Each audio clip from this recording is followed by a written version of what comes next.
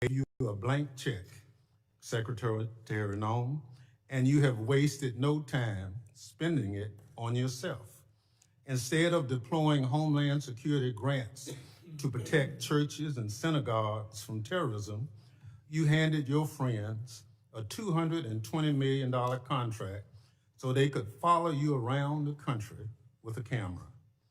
Instead of fully funding the DHS agency that protects our hospitals, schools, and electrical systems from cyber attacks, you spent $200 million to buy yourself new private jets. And instead of paying your way like the rest of us, you're living rent-free in a taxpayer-owned property that is supposed to be reserved for military leaders. Every penny that you spend on yourself represents the blood, sweat, and tears of hardworking Americans who expect their tax dollars to be spent on Homeland Security, not promoting you and your interests. Apparently, you haven't noticed that regular people are suffering under President Trump's affordability crisis. Or maybe you, like him, thinks it's a hoax and just don't care. Either way, such corrupt behavior hurts Homeland Security. But it's not just the corrupt behavior, Secretary Noem, that hurts Homeland Security. It's also your blatant disregard for the law. You cut programs and withheld congressionally appropriated money to prevent terrorist attacks and prepare for natural disaster.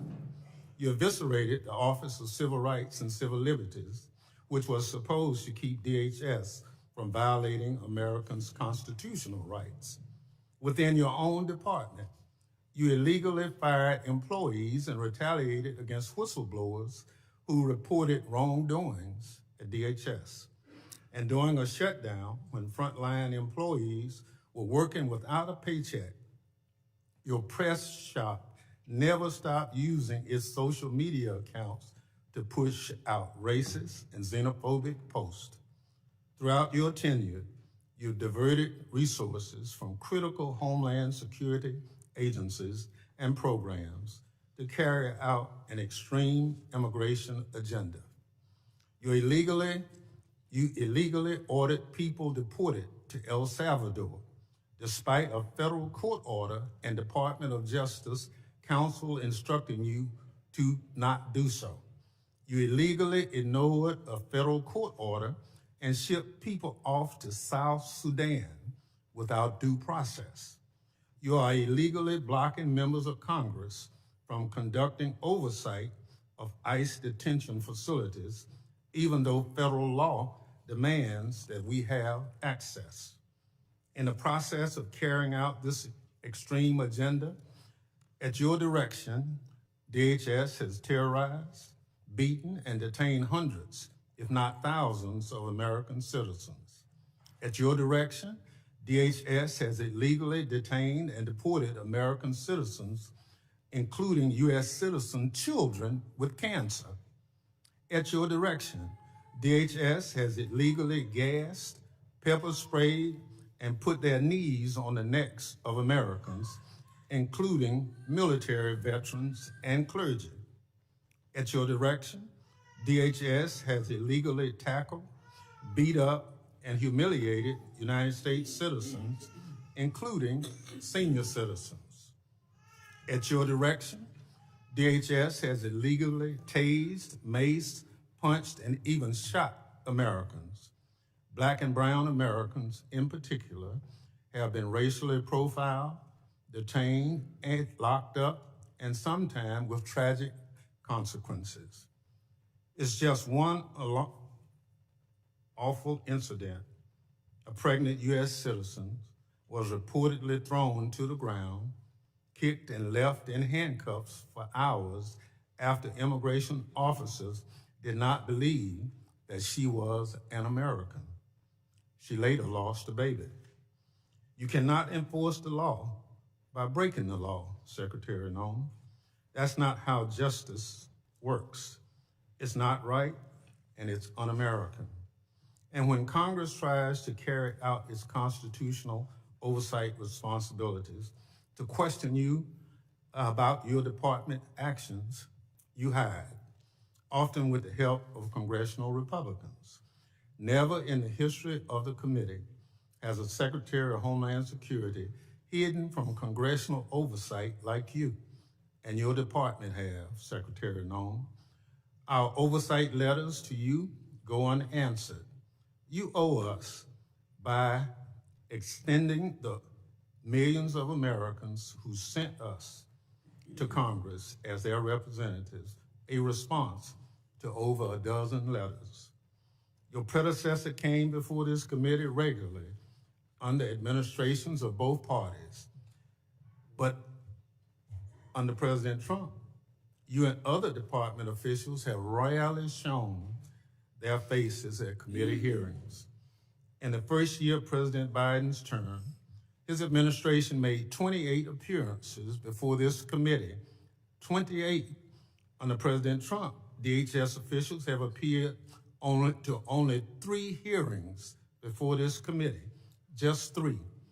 You, Secretary Noem, have appeared before this committee just twice.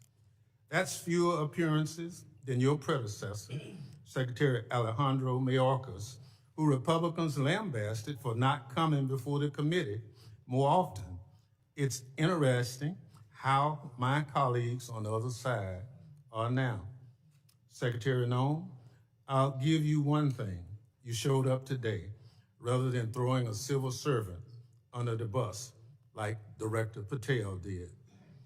But you have systematically dismantled the Department of Homeland Security, put your own interests above the department, and violated the law. You are making America less safe. So rather than sitting here and wasting your time and ours with more corruption, lies, and lawlessness, I call on you to resign. Do a real service to the country and just resign. That is, if President Trump doesn't fire you first. I yield back. Gentleman yields back. Other members of the committee are reminded that opening statements may be submitted for the record. I'm pleased to have a highly distinguished panel of witnesses before us today. Pursuant to Committee Rule 8C, I ask that the witnesses please rise and raise their right hand.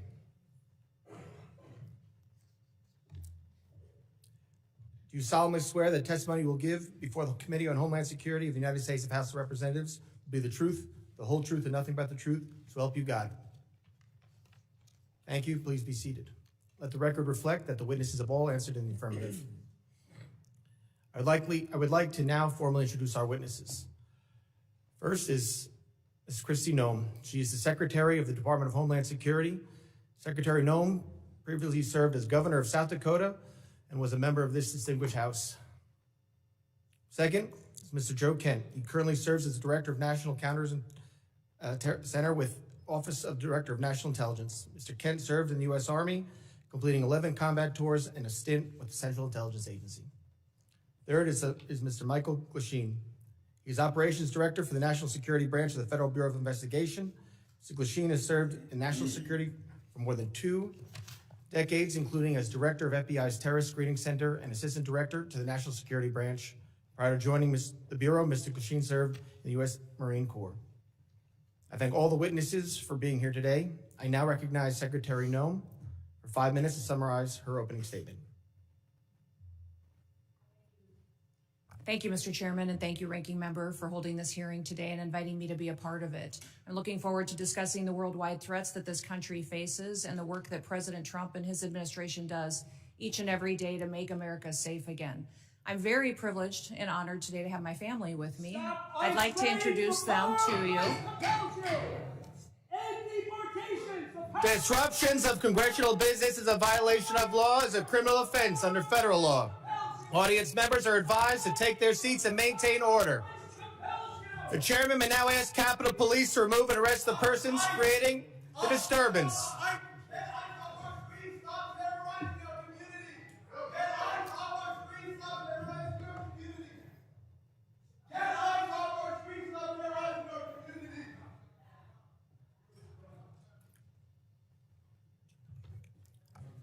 Secretary may continue. Chairman, I'll continue. Today with me, I have my husband, Brian, who's with me, and also two of my children. My oldest daughter, Cassidy, and her husband, Kyle, are sitting here in the front row. And then my middle child, Kennedy, and her husband, Tanner, and that was my grandbaby, Noah, that was crying a little bit during the ranking member's comments. I don't think she agreed with him. I don't have my son with me or three of my grandchildren, but I'm very blessed that I have a wonderful family who is here and loves this country and is grateful for the work that we get to do as a family each and every day. We also have the blessing of having some angel families with us as well. They are here in the audience, and I'm so grateful for them for being willing to come here and be strong. It's hard to lose someone that you dearly love to illegal criminal activity, to people who never should have been in our country to begin with, and to lose those loved ones to drug overdoses that get perpetuated by the terrorist organizations that filter them into our country that President Trump works so hard to stop. So I'm grateful that they're here and that they are telling their story. Under President Biden, he closed the office in the Department of Homeland Security that serviced these families. He closed it because he didn't want them to speak. He didn't want them to have support or services. And President Trump reopened the Voices office so that they can get services, so they can hear about the cases of the individuals who killed their family members, and they can get the kind of help that they need to get through the tragic grief that they've experienced. So I want to thank them for being here and continue to pray for them. I want to thank you for the opportunity to be in front of you today to discuss the wide range of threats that the Department of Homeland Security is working on to protect us from here at home and also around the world. Just 2 weeks ago, the day before Thanksgiving, a terrorist shot two of our National Guardsmen in Washington, D.C., killing Sarah Beckstrom dead, and Staff Sergeant Andrew Wolf is still fighting for his life. Fortunately, we've had some really good news about Andrew recently, and he had the opportunity to stand up and is a miracle, and we're so grateful for his family for being so strong. We continue to lift him up and pray he has a full recovery. The terrorist who shot them was an Afghan national who entered the United States under Operation Allies Welcome. The same week, we arrested another Afghan national who came in under the same program. He was planning to carry out a bombing in Fort Worth, Texas. And just last week, just miles away in Washington, D.C., we arrested another Afghan national who also came in under Operation Allies Welcome. That individual provided support to the Islamic State of Iraq and ISIS-K and weapons to his father, who was a commander of a militia group in Afghanistan. Those are only a handful of the challenges that we face and the threats that the Department of Homeland Security stands against every single day.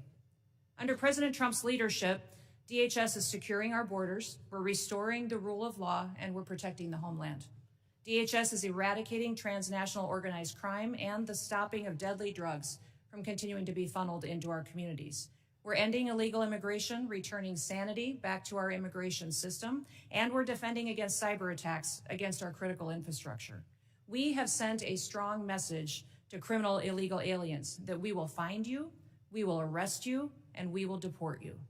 Our message has resonated to over 1.5 million illegal aliens who have gone home on their own voluntarily. At the same time, we as a country are still dealing with the mistakes, the errors, and the willful disregard of the last administration. For 4 years, the Biden administration allowed millions of people to come into our country illegally. Millions more in our country were exploited and were brought in under parole programs without even basic vetting. As a result, we've seen terrorist attacks and heinous crimes committed against American children and families by criminal illegal aliens and violent perpetuators who should have never been allowed into this country in the first place. Transnational organized crime groups, including Mexico's Sinaloa, New Generation Jalisco, and other drug cartels, they cause chaos and they harm American interests. Our critical infrastructure faces a perilous landscape, largely driven by the impact of cyber attacks from bad actors and cyber criminals. American citizens are increasingly under threat from assassination attempts, intimidation tactics, and violence perpetuated by our adversaries, radical Islamic extremists and domestic extremists. These bad actors seek to undermine our public trust. They instill fear in Americans. They destabilize the institutions that safeguard our national security. The United States is preparing to host several major public events in 2026, most notably the FIFA World Cup and the celebration of the 250th anniversary of our Declaration of Independence. These large-scale events will be potential targets for a range of bad actors, and they come with an increased level of risk. DHS is using every tool and authority we have to ensure the safety of U.S. citizens and our visitors can enjoy next year's events. Radicalized domestic violent extremists and lone actors are a concern, and intentional targeting and murderous attacks on ICE agents in Texas, parishioners in Michigan, and 2 National Guardsmen here in Washington, D.C. are just some of the acts of the despicable examples that unfortunately are becoming too common. These threats underscore a clear need for security strategies that counter both large-scale and individualized attacks. We will remain alert in our mission to protect this country. We will protect our citizens. And as we enter into a historic year, America will be on the world stage. Our economy faces challenges from anti-competitive and illicit foreign economic practices that hurt the prosperity of all Americans. Those include economic espionage, intellectual property theft, and customs fraud.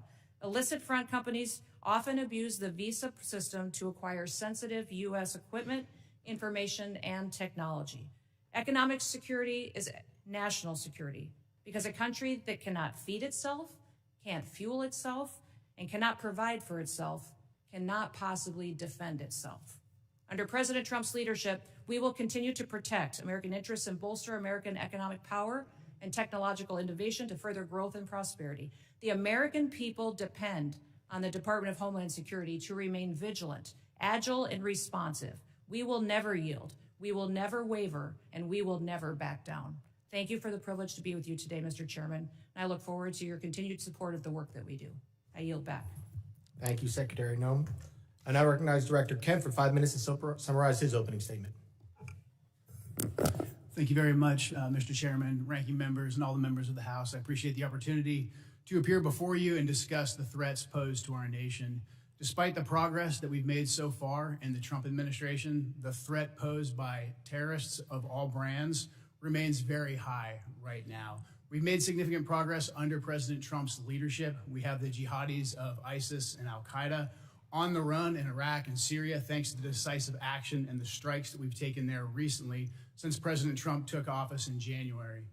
However, we have a persistent threat from the individuals that were allowed into this country by the previous administration. The number one threat that we have right now, in my view, is the fact that we don't know who came into our country in the last 4 years of Biden's open borders. What we have identified is alarming, and I want to share that with you today. We just recently put out a warning of the heightened risk of terrorist attacks posed to the homeland by terrorists pretty much of all stripes, but in particular from ISIS and from al-Qaeda. NCTC has been crunching the numbers and going through the sheer volume of known and suspected terrorists that are in the country that came in under the Biden administration. So far, NCTC has identified around 18,000 known and suspected terrorists that the Biden administration let come into our country. These are individuals who under normal circumstances would never be allowed to enter our country because of their ties to jihadi groups like ISIS and al-Qaeda. Yet the Biden administration not only let them into the country, and in many cases facilitated their entry into the country, just like the entry of the Afghan terrorists who committed the terrorist attack here just before Thanksgiving, killing one of our National Guard members and wounding another. That Afghan was brought into the country as a group of over 100,000 Afghans who were brought here during the disastrous withdrawal from Afghanistan. These individuals, despite what has been reported, were not vetted properly to come into the United States. The individual terrorist who committed the attack in DC, he was vetted to serve as a soldier in Afghanistan. The Biden administration essentially used his tactical level vetting as a ruse to bring him here and to bring him into our communities. And we've seen the tragic results of that. Now, that Afghan, that attacker, that terrorist is just one of 88,000. We've identified 2,000 of that group of 88,000 who have ties to terrorist organizations. We're working right now hand in hand with DHS and with the FBI to run down this 2,000, the Afghans who came here under Allies Welcome who have ties to terrorist organizations, and additionally the other 16,000 individuals with ties to terrorist organizations that Biden let into our country. That is probably the top terrorist threat that we face right now, and that doesn't include the individuals who came here illegally through the open border. That number, alarmingly, remains unknown at this time. We're trying to figure out who those individuals are as well. Also adding to this elevated threat, we have ISIS and al-Qaeda that have found sanctuary in places like Afghanistan and Syria due to the transitional nature of those governments, and also, again, in Iraq and some of the hinterlands of Iraq. And these terrorists are able to communicate and spread their propaganda and a lot of their know-how thanks to the proliferation of encrypted apps and also due to just the internet writ large. The new terrorist tactic that we're seeing more and more is moving away from very deliberate cellular attacks that we can infiltrate easily while they communicate into an inspirational methodology where you have key members putting out media and putting out how-to guides to reach out and to touch individuals inside the United States. We recently disrupted one of those attacks just before Halloween, thanks to the work of the FBI with support from really the entire U.S. intelligence community and the Joint Terrorism Task Force model in Michigan. That plot touched multiple states and had ties to ISIS inside Iraq and Syria. Another issue that we are addressing right now, thanks to the decisive leadership of President Trump, is the scourge of fentanyl, gang, and cartel violence. Under President Trump's leadership, we've designated these cartels and gangs as terrorist organizations, and we've done that rightfully so. These individuals, these terrorists, have killed hundreds of thousands of Americans, as these angel families will tell you firsthand. What President Trump has done by designating them as terrorists has allowed us to turn the tools of the intelligence community against them and predominantly watch list them as terrorists to prevent them from ever coming into America in the first place. To date, we've added about 35,000 of these narco-terrorists to our terrorist watch list, and we've stopped just around 6,000 of these terrorists from ever entering our country, from setting foot inside of America, so they can no longer kill Americans with impunity. These are just some of the issues that we're covering 24/7, 365 at the National Counterterrorism Center, and I look forward to discussing more with you all today. Thank you. Thank you, Director Kent. And now recognize Director Glasheen for 5 minutes to summarize his opening statement. Good morning, Chairman Garbarino, Ranking Member Thompson, and members of the committee. I'm Operations Director Michael Glasheen. I oversee the FBI's National Security Divisions. I am honored to be here with you, representing the people of the United States, the FBI, who tackle the complex and grave threats we face with perseverance, professionalism, and integrity. Our nation faces serious and evolving threats ranging from international terrorists to hostile foreign intelligence operatives, from sophisticated cyber attacks to internet-facilitated sexual exploitation of children, from violent gangs and criminal organizations to public corruption and corporate fraud. Keeping pace with these threats is a significant challenge. Our adversaries take advantage of the internet, social media, and emerging technologies like artificial intelligence to influence the American people, facilitate illegal activities, and recruit followers. Even as 2026 marks the 25th anniversary of the 9/11 attacks, terrorism remains a persistent but evolving threat. Over the past several years, the FBI has identified a particularly concerning uptick in the radicalization of young people. Radicalization of domestic terrorists most often occurs online. Social media and encryption have increased the speed and accessibility of the violent extremist content.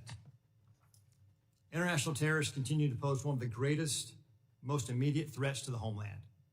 Some international terrorists and people located and radicalized to violence primarily inside the United States who are not receiving individualized direction from foreign terrorist organizations or FTOs, but are inspired to commit violence by FTOs such as ISIS and Al-Qaeda. Iran continues to plot attacks against former government officials in retaliation for the January 2020 death of Islamic Revolutionary Guard Corps, or IRGC, Commander Qasem Soleimani. Iran also continues to provide support to its proxies and terrorist organizations throughout the world, such as Lebanese Hezbollah. China, Russia, Iran, North Korea, and criminal ransomware continue to be the top cyber threats facing the United States. And there's no clear line where cyber criminal activity ends and nation-state activity begins. Critical infrastructure remains a highly attractive target for cyber criminals and nation-state actors due to the potential to cause widespread disruption, financial damage, and risk to our national security. The United States faces foreign intelligence threats as nations such as the People's Republic of China, Russia, and Iran become more aggressive and capable than ever. The PRC has deliberately created an environment that abuses global interconnectedness, and encourages intellectual property acquisition using human intelligence officers, corrupt corporate insiders, foreign direct investment, and cyber intrusions. Russia continues to seek and acquire U.S. technologies to help her build its defense industrial base, relying on complex procurement networks to evade U.S. export controls and sanctions.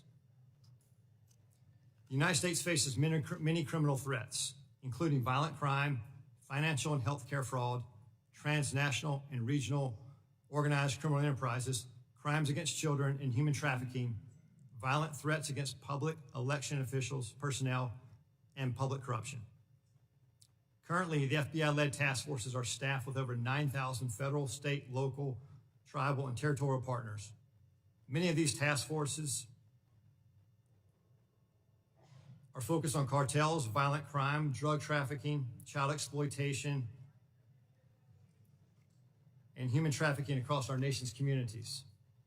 The FBI has and continues to establish strong capabilities to assess the threats, share intelligence, and leverage key technologies. We recruit the best to serve as special agents, intelligence analysts, and professional staff. Our leadership team views change and transformation as a positive tool for keeping the FBI focused on the gravest threats facing our nation.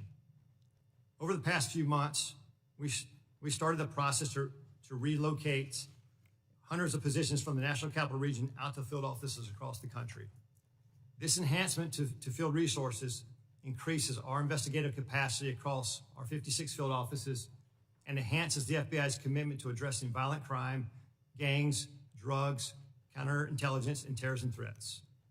Our fellow citizens look to us to protect the homeland from these threats. And every day, the men and women of the FBI continue to meet and exceed these expectations. I'm proud to represent them in testimony today, and I welcome your questions. Thank you, Director Glasheen. My understanding is a witness may have to leave early today. While I want to be clear, the committee did not agree to a hard stop. All witnesses are here voluntarily and are free to go. If a witness does leave, the hearing will continue with the remaining witnesses. Members will be recognized by order of seniority for their 5 minutes of question. We want to get through as many members as possible. So even though I have been lenient before with the 5 minutes, I'm directing members and witnesses that we're going to strictly enforce the 5-minute rule today. I now recognize myself for 5 minutes of questions. Secretary Noem, I appreciate you being here today, and you've been on the job less than a year, and this is the second time appearing before the committee, which I think is the norm, and I do really appreciate you being here. And I know you have a very important job to do. You oversee a lot of different sub-agencies, so I know you can't always be here in person. And with that, as a committee, we still want to work with the administration and conduct our oversight. So I'm asking you if you can commit to making sure that in the future, if we want to have a hearing, you'll be able to supply maybe a deputy secretary or somebody to come specifically talk about that. Yes, Issues we want to talk about. yes, Mr. Chairman. I really appreciate that communication, and I think collaboration between the administration and Congress is key. Secretary Noem, I also wanted to ask you, in September, the department under FEMA proposed new allocations for counterterrorism grant funding, which cut dollars to New York by 80% because of a new formula. Considering New York is consistently a top terror target, this was surprising. We're grateful President Trump restored this grant funding, and pursuant to the present direction, has the department increased the allocation to New York?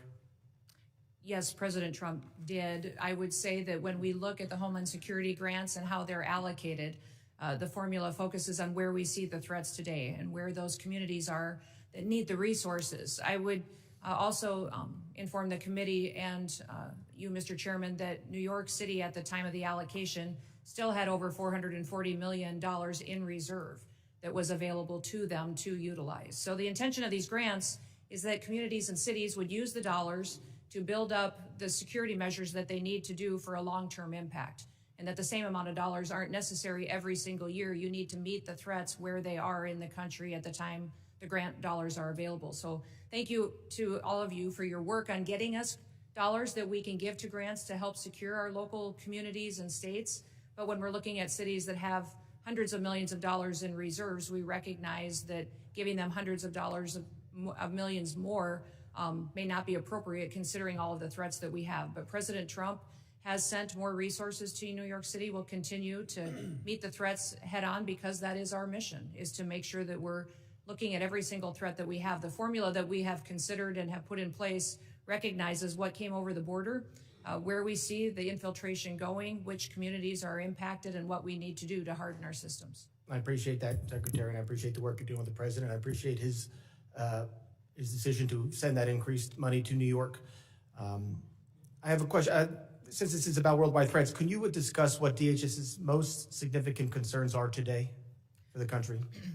I would say, Mr. Chairman, what keeps me up at night is that we don't necessarily know all of the people that are in this country, who they are and what their intentions are. We think up to 15 to 20 million people came in under the Biden administration on the invasion over the southern border. They were not vetted. They were allowed to pour in. Our parole programs, our asylum programs, our visa programs were all exploited, and the integrity was demolished under Joe Biden and the leadership of the Department of Homeland Security. And frankly, the entire department was neglected. In fact, I believe the Secretary was told at times not to do certain things by the Biden administration to facilitate this invasion. So what keeps me up at night is the individuals that are in this country that wish to do us harm. And that is why we are so aggressive at making sure that we're going out and doing investigative work, finding those violent criminals, finding those people who shouldn't be in this country to begin with, and those that want to go after and to harm our American citizens. Thank you, Secretary. Director Glasheen, as you heard and as you said, during the next few years, the United States will host more major events than ever before. This brings obvious security concerns, including counter drones, which we just passed into authorities in the NDAA yesterday. How is the FBI preparing for counter drone threats during mass gathering events? Chairman, thank you for that question. Counter UAS, the passage of the legislation yesterday is a game changer for us. How we're preparing for that going forward, we just stood up a counter UAS school down in Huntsville, Alabama, where we will train federal officials, state locals, as well to assist with that preparation and implementation of using counter UAS technology. Prior to this passage, it was only the FBI and or DHS that could provide that assistance. Now that this passage of authority, it will allow us to have a greater handling of the threat to a mass event. Thank you very much. I yield back. I now recognize the ranking member for 5 minutes of questions. Thank you very much, Mr. Chairman. Mr. Glasheen, will you tell me the organizations that pose on the domestic side, two of the organizations, number one, number two, threat to the homeland at this point? Can you please clarify, like organizations? Any domestic terrorist organization that poses a threat to the homeland as we speak? I'd say the first one, President Trump had just announced executive order domestic terrorist organization, Antifa. That's our primary concern right now. All right, that's what President Trump did. What does the FBI say? We share the same view. When you look at the data right now, you look at the domestic terrorist threat that we're facing, right now, what I see from my position is that's the most immediate violent threat that we're facing on the domestic side. So where is Antifa headquartered? What we're doing right now with the organization. Where in the United States does Antifa exist? If it's a terrorist organization and you've identified it as number one. We are building out the infrastructure right now. So what does that mean? We're trying to get the information. You say Antifa is a terrorist organization. Tell us as a committee, how did you come to that? Where do they exist? How many members do they have in the United States as of right now? Well, that's very fluid. It's ongoing for us to understand that. The same, no different than Al-Qaeda and ISIS. No, I don't want you. I'll ask one question, sir. I just want you to tell us. If you said Antifa is the number one domestic terrorist organization, operating in the United States. I just need to know where they are, how many people. I don't want a name, I don't want anything like that. Just how many people have you identified with the FBI that Antifa is made of? Well, the investigations are active.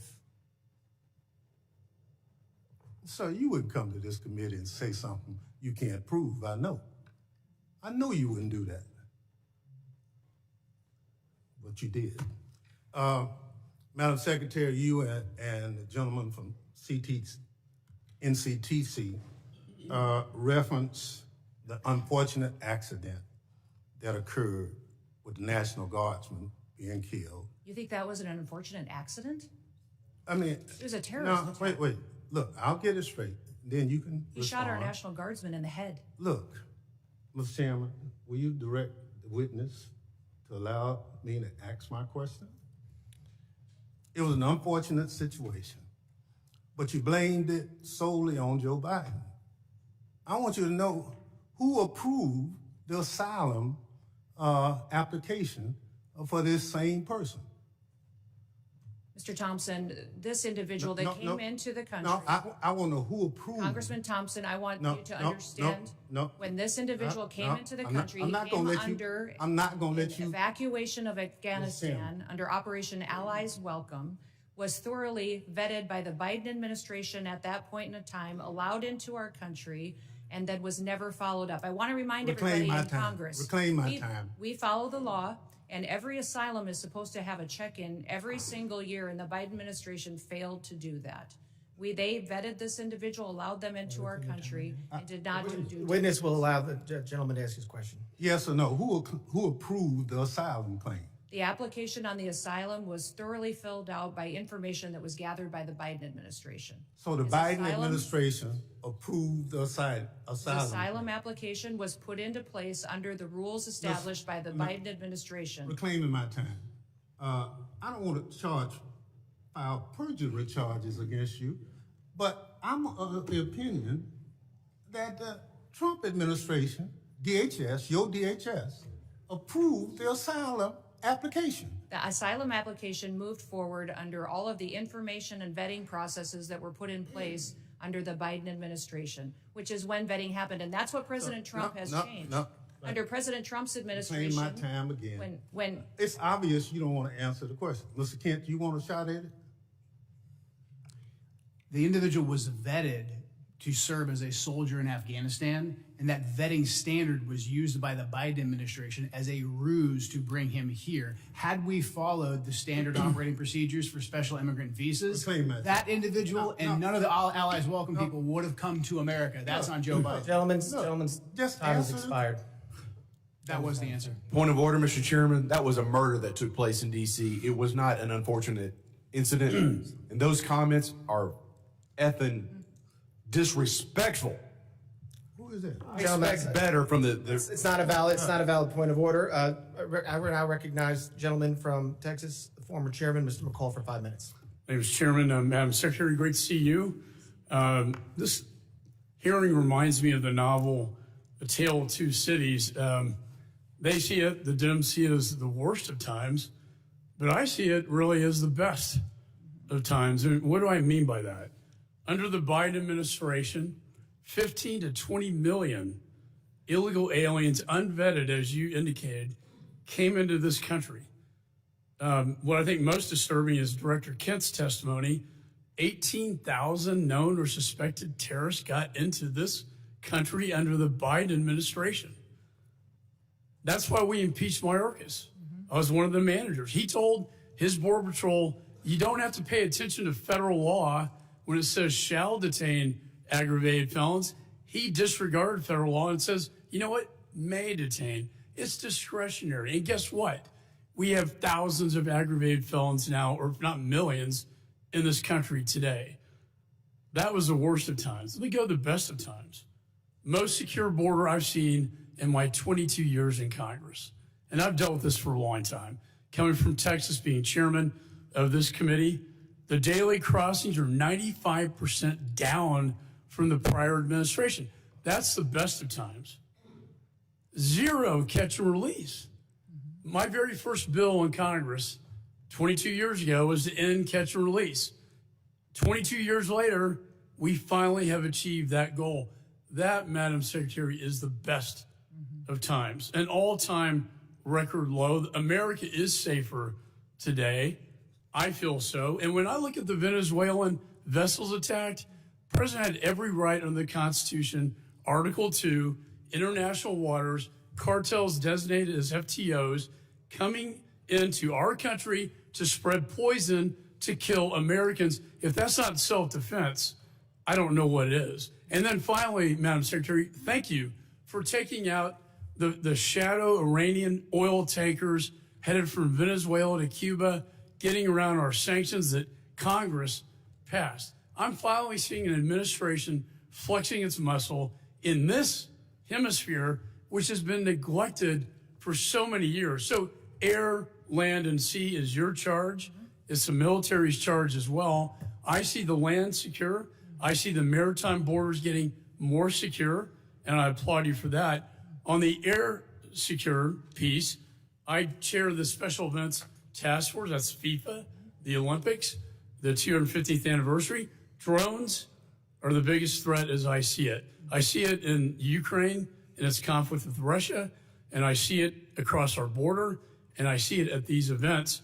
If you could update me, and with the new NDA authorization to allow federal, state, and locals to work together to identify hostile adversary drones and take them down, can you tell me how that will impact your ability, Madam Secretary, to better secure these special events? Yes, thank you, Congressman McCall, and thank you for your leadership. I understand you're retiring, and I'm sad about that. You've been a statesman. Thank you for serving with such dignity. Thank you. The counter drone and drone technology that is out there today, frankly, our authorities haven't kept up with. And so thank you for that legislation. Thank you for giving us the opportunity to truly defend the homeland. Here at the Department of Homeland Security, we are going to be investing upwards to $1.5 billion into drone technology and counter drone technology and mitigation measures that we can deploy not just across different NSC events or large scale events that we're responsible for the security on, but also that we can use to partner with cities and states for celebrations and different things that they may hold as well. So we have the responsibility at the Department of Homeland Security for FIFA and the 11 cities that will be hosting the matches here in the United States, also the Olympics, the America 250 celebrations, also other national security events that happen, such as Mardi Gras and other events that are going on throughout the country. So this program that we will have will not only work within the events that the department is responsible for, but we will be able to sign agreements with states and cities to provide measures that they don't currently have. And we're working with the FAA as well to get what we need to be able to operate. And we don't want just to detect. We don't want to just monitor. We need to mitigate. We need to take these drones down. We need If I could add, my time's going to expire. There is so much technology out there today, counter drone technology, that I've been working to get into Ukraine to protect them from Russian drones that we can deploy at these events. I'd love to visit with you on that at a later date. And thank you for your service. Yeah, thank you. Gentleman's time's expired. I now recognize the gentleman from California, Mr. Correa, for 5 minutes of questions. Thank you, Mr. Chairman, and I agree with my colleague from Texas. It is a tale of two cities. Secretary Noem, Trump administration, you're going after the worst of the worst criminals, and we agree with you. The problem is 70% of the people you've arrested have no criminal record. You're going after non-criminal immigrants, U.S. citizens, and permanent legal residents. Donna Hughes Brown, Irish citizen, green card holder, 48 years in the United States. She also happens to be the mother of a U.S. Marine, sister to a retired Army colonel. She's in ICE detention since July. She tried to come back from Ireland, arrested, has been there since then. Her crime? She wrote 2 bad checks for less than $80 a decade ago. You arrested her, she's in custody. Her husband, Jim Brown, came to us and told us her story. Jim told us, I voted for President Trump because he promised to go after criminals in our community and not people like my wife. If I can, I'd like to play a video for you.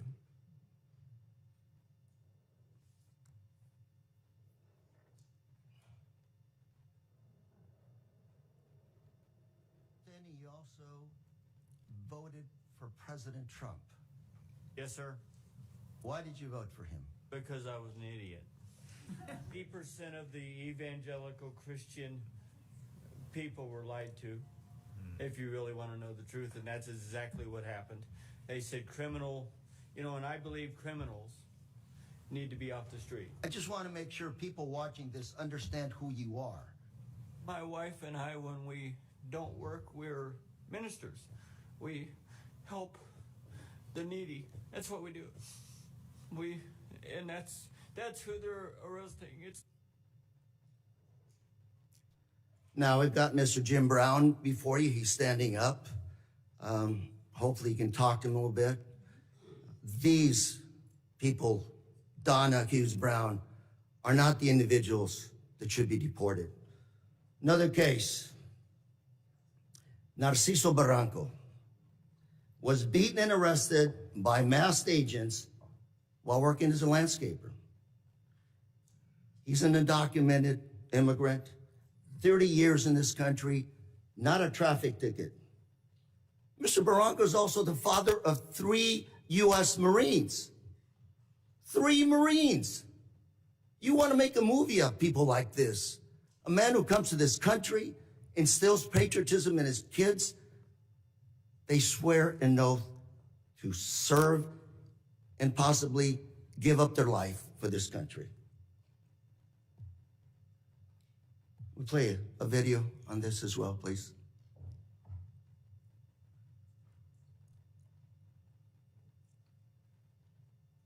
Masked federal agents were filmed pinning a man to the ground and repeatedly striking him in the head and neck before putting him in an unmarked car. The man in the video has been identified as Narciso Barranco and is the father of 2 active duty Marines and 1 Marine veteran. The Department of Homeland Security said an illegal alien was arrested by Border Patrol agents after he, quote, assaulted federal law enforcement, adding that Barranco, quote, swung a weed whacker directly at an agent's face. Video shared by DHS and reviewed by CNN shows Barranco running with a weed whacker, but does not show him striking officers. I also have with us today Alex Barranco behind you, a retired Marine. That's his father. And Alex, on behalf of myself, members here, I want to thank you for your service to our country, and we also thank your brothers for serving our great country. Thank you very much. Got another case. George Rete, 25-year-old, native of California, my home state. He's a U.S. citizen, Army veteran who served in Iraq. Well, on his way to work, he came to an immigration checkpoint. Pulled over. I don't know where officers deployed tear gas on him, broke his car window, pepper sprayed him, and dragged him out of his car. An American citizen held for 72 hours without any charges, wasn't even given the opportunity to shower, to wash off that paper Gentleman's spray. time's expired. I now recognize the gentleman from Mississippi, Mr. Guest. Mr. Chairman, I have 2 articles I'd like to present for the record. Unanimous consent. Under President Trump, an agency intended to keep Americans safe has diverted resources from child abuse, trafficking, and terrorism to immigration enforcement. Second is this letter from my Orange County Sheriff, Don Barnes, essentially talking about all the individuals under Prop 50 referred to ICE 2025 year to date. 50 of them. Without objection. ICE never showed up to pick them up. Without Mr. objection. Chairman? I will Chairman? entertain UCs at the end of the hearing. I will entertain all UC motions at the end of the hearing. We have witnesses. I want to make sure everybody has time. So if we do this now, we do have a witness has to leave. You're just going to be taking time from other members, but I will entertain UC motions at the end of this hearing. I now recognize the gentleman from Mississippi, Mr. Guest, for 5 minutes. Thank you, Mr. Chairman. Madam Secretary, it's great to see you again. Thanks for appearing before us again. I want to echo some of the remarks of Mr. McCall. I want to first thank you. I want to thank the men and women who serve under your command for the incredible job that you have done over the last 12 months. We have seen that you are active in enforcing the rule of law. We have seen a border that is as secure in our lifetime as we have ever seen. You mentioned in your opening statement over the last 4 years, we saw somewhere between 15 to 20 million illegal immigrants enter the country.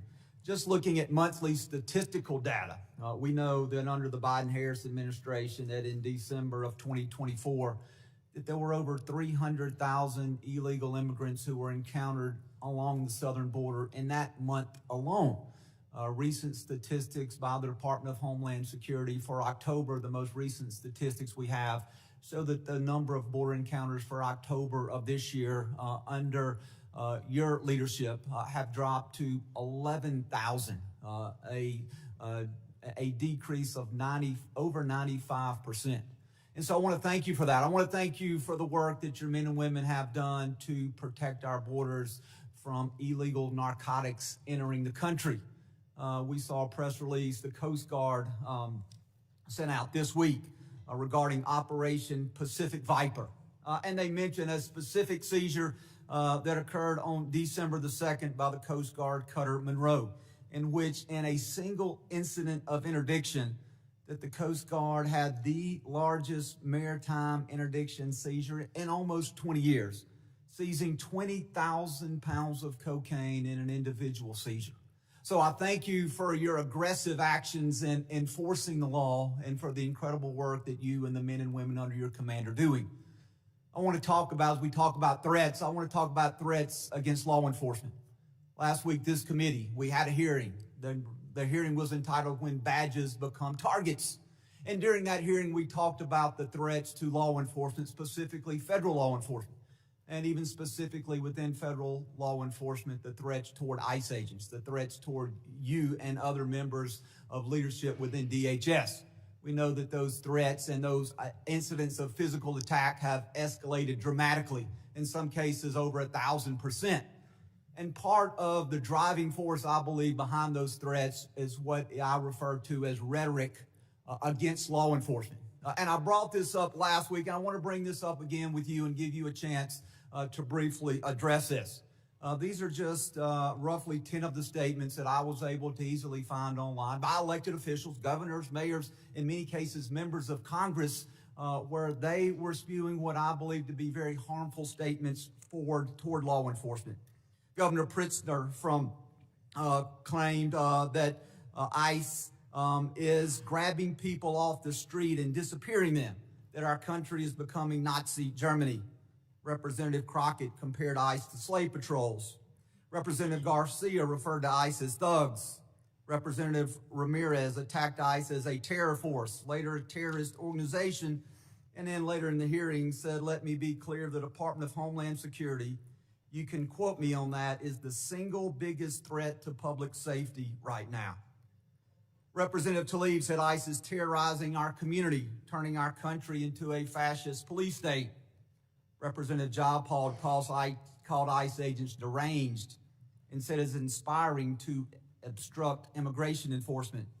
Governor Walz smeared ICE agents as modern-day Gestapo. Chicago Mayor Johnson accused ICE of being secret police and terrorizing our community. Representative Lynch referred to ICE agents as the Gestapo and nondescript thugs. And Representative Frost compared ICE operations to some of the worst horrors and crimes against humanity in history. And so, Secretary Noem, I'd like to give you a few moments to, one, address these statements and to speak to how these statements place the safety of our men and women of law enforcement at risk. Thank you, Congressman Guest. I appreciate you giving me the chance to talk about this because I think the words that these elected officials have used to describe our law enforcement officers are horrific, shocking, and unacceptable. Every single American citizen should find the words that they have used to describe these men and women that took an oath to keep us safe unacceptable and needs to be pointed out that we are seeing the consequences of those words every single day by the violent attacks. Gentlemen, 1,000% increase in gentlemen's violent time's attacks, expired. 8,000% in death threats. Gentlemen's It's time is unacceptable. gentlemen's time expired. I now recognize the gentleman from Michigan, Mr. Tanadar, for 5 minutes of question. Please remember to stick to the 5 minutes. Thank you, Chairman Garbarino and Ranking Member Thompson, for having this hearing today. I know the American people have been demanding answers from this administration on their unlawful actions, so I hope we are able to get some useful answers from our witnesses today. Secretary Noem, this past May, I asked you during a congressional hearing if it was the policy of DHS to follow orders issued by federal courts. You said on the record, and I'm quoting here, "We are following all federal orders." End of my quote, end of your quote. Secretary Noem, you lied to me under oath that day. You lied to the American people, and you have betrayed the trust placed upon you in your role as Secretary of Homeland Security. You defied federal court orders when you refused to order the deportation flights to El Salvador in March to turn around. Federal courts have also found your department to have violated federal injunctions in your continue to send non-citizens on deportation flights, with some courts having called your orders unlawful. Secretary Noem, I just have 3 questions for you. 1, why did you lie under oath by saying DHS was following all federal court orders when they clearly were not? Congressman. Question 2, let me finish my questions. Question 2, why did you mislead the American people when you said that no American citizens have been arrested or detained by federal immigration agents? And my last question, number 3, Donald Trump said that your ICE agents haven't gone far enough. Do you think terrorizing American citizens and assaulting peaceful protesters isn't far enough? Congressman, the Department of Homeland Security and this administration complies with all federal court orders. We always have and we always will. Not true. And we will continue to appeal. And sir, I will even tell you that at the highest court, at the Supreme Court, the Department of Homeland Security in our litigation has an over 90% success rate in winning at the highest court in our battle against activist judges across this country. Madam We have Secretary, activist judges we will the continue to appeal. And then when it gets to the highest court and we get a decision, it is proven that I we wanna are reclaim my right, time that we here. have been compliant. I will also say, you Ma- talk Madam- about Madam deporting Secretary, of let- US let me- You want me to answer your questions or not? I do, but let me, you haven't been telling us the truth. Look, there have been at least 170 known cases of citizens being arrested or detained by federal immigration agents this year alone. This is the truth. Are you lying to the American people right now by denying these reports? When we are doing our targeted enforcement operations against criminal illegal aliens, individuals that are in that area may be detained until we verify who they are and then they are released. This has been done for years, and every single law enforcement operation that has always happened, we follow the same protocols and we continue to do that. We have never once detained or deported an American citizen. We have not held them Not and true. charged them. When we find out Not and true. verify their identity, then that is when they are released. You also asked about ICE agents going far enough. Sir, I will tell you that every single ICE agent, CBP agent, federal law enforcement officer that's out there doing their work every day, none of them will rest until our communities are safe. None of them will rest until Secretary terrorists, Noem, it criminals is a fact that off you of our ignored federal streets orders. and our children and our grandchildren can grow Let up me in a reclaim my country that time truly here, is please. safe. Let me reclaim. Secretary Noem, it is a fact that you ignored federal court orders in March and in May of this year. Do you plan on ignoring more federal orders? We I'm always sick, I'm comply sick with all of, federal sick court of your lies. And the American people demand the Because truth. you keep saying it doesn't make it true. I am sick of your lies. The American people are sick of these lies. American people demand truth. America is very happy that finally they have a president in the White House that gets up every day to keep them safe. Madam Secretary, your incompetence and your inability to truthfully carry out your duties of Secretary of Homeland Security, if you're not fired, will you resign? Sir, I will consider your asking me to resign as an endorsement of my work. Thank you very much. I yield back my time. Gentleman yields back his time. I'll remind members that they are entitled to ask questions during their time. Witnesses are entitled to answer those questions. Members are entitled to reclaim their time. So if we're going to have questions and answers, please allow it. You can reclaim your time if you want, but witnesses are here voluntarily. Please at least give them a chance to answer the questions that you're asking. I now recognize the gentleman from Texas, Mr. Pfluger, for 5 minutes of questions. Thank you, Mr. Chairman, and it's unfortunate that our colleagues on the other side of the aisle for 5 straight years now have no concern for anything worldwide threats-wise, and I have proven that. We're supposed to be talking about worldwide threats, but unfortunately we're talking about homeland threats in our homeland. And Director, can you just reaffirm the number for us of people that match the terror watch list that are in our country? There's 18,000 known and suspected terrorists in the country right now that came in under Joe Biden's watch. 18,000. 18,000. That's unbelievable. That's unbelievable. And that's just what we know of, Congressman. Secretary, despite even members on this committee that have called our law enforcement and ICE and DHS and Border Patrol and other agents names and slandered them, I support you and I support what you're doing to secure the homeland. The Working Families Tax Act allocated $13.5 billion to the Department of Homeland Security and the Department of Justice to reimburse states for the cost of the Biden-Harris administration's open border policies. No state suffered more than Texas.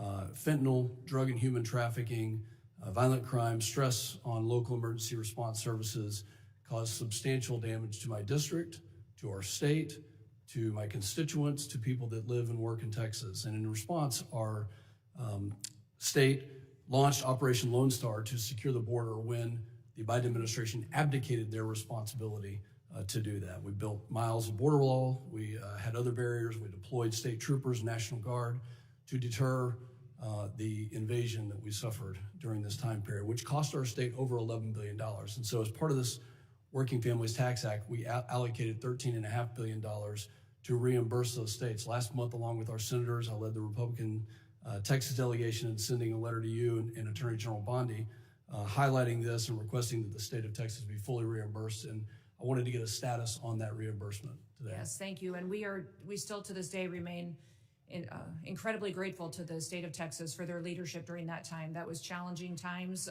devastating times for what we saw happening down there. And Texas stepped up in a way that was absolutely incredible. So yes, those dollars are being formulated and allocated. If you remember, many states deployed their National Guard down there. I was governor of South Dakota at that time, and my National Guard was deployed down there as well. So reconciling the costs for every single state and looking at that allocation, we're making sure we're doing due diligence to make sure that it's appropriated correctly. And just to be clear, I want to make sure that that money does come in the form of the reimbursement to Texas. That's what we're working with the White House on doing, sir. Okay. Yeah.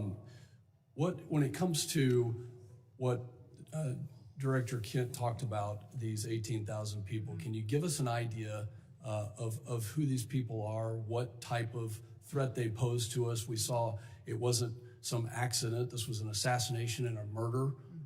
It was not an accident, despite my colleagues saying that it was an accident. It was a murder and an assassination of a National Guard hero. So what other types of threats are you tracking and preventing from happening?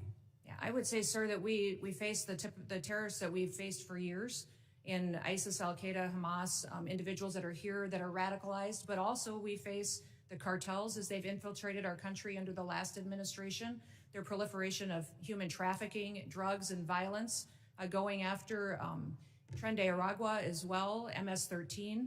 Those individuals are still a very real, clear danger every day on the streets, and we encounter them, arrest them, and deport them and bring them to justice each and every day. Beyond that, sir, you even have gangs in cities that are localized that are terrorist organizations. The Latin Kings in Chicago are absolutely terrorists to their communities, and we work every day to make sure that we're protecting those communities. So I could not prioritize one over another because they're all killers. They're all killers, and they all are destroying families each and every day.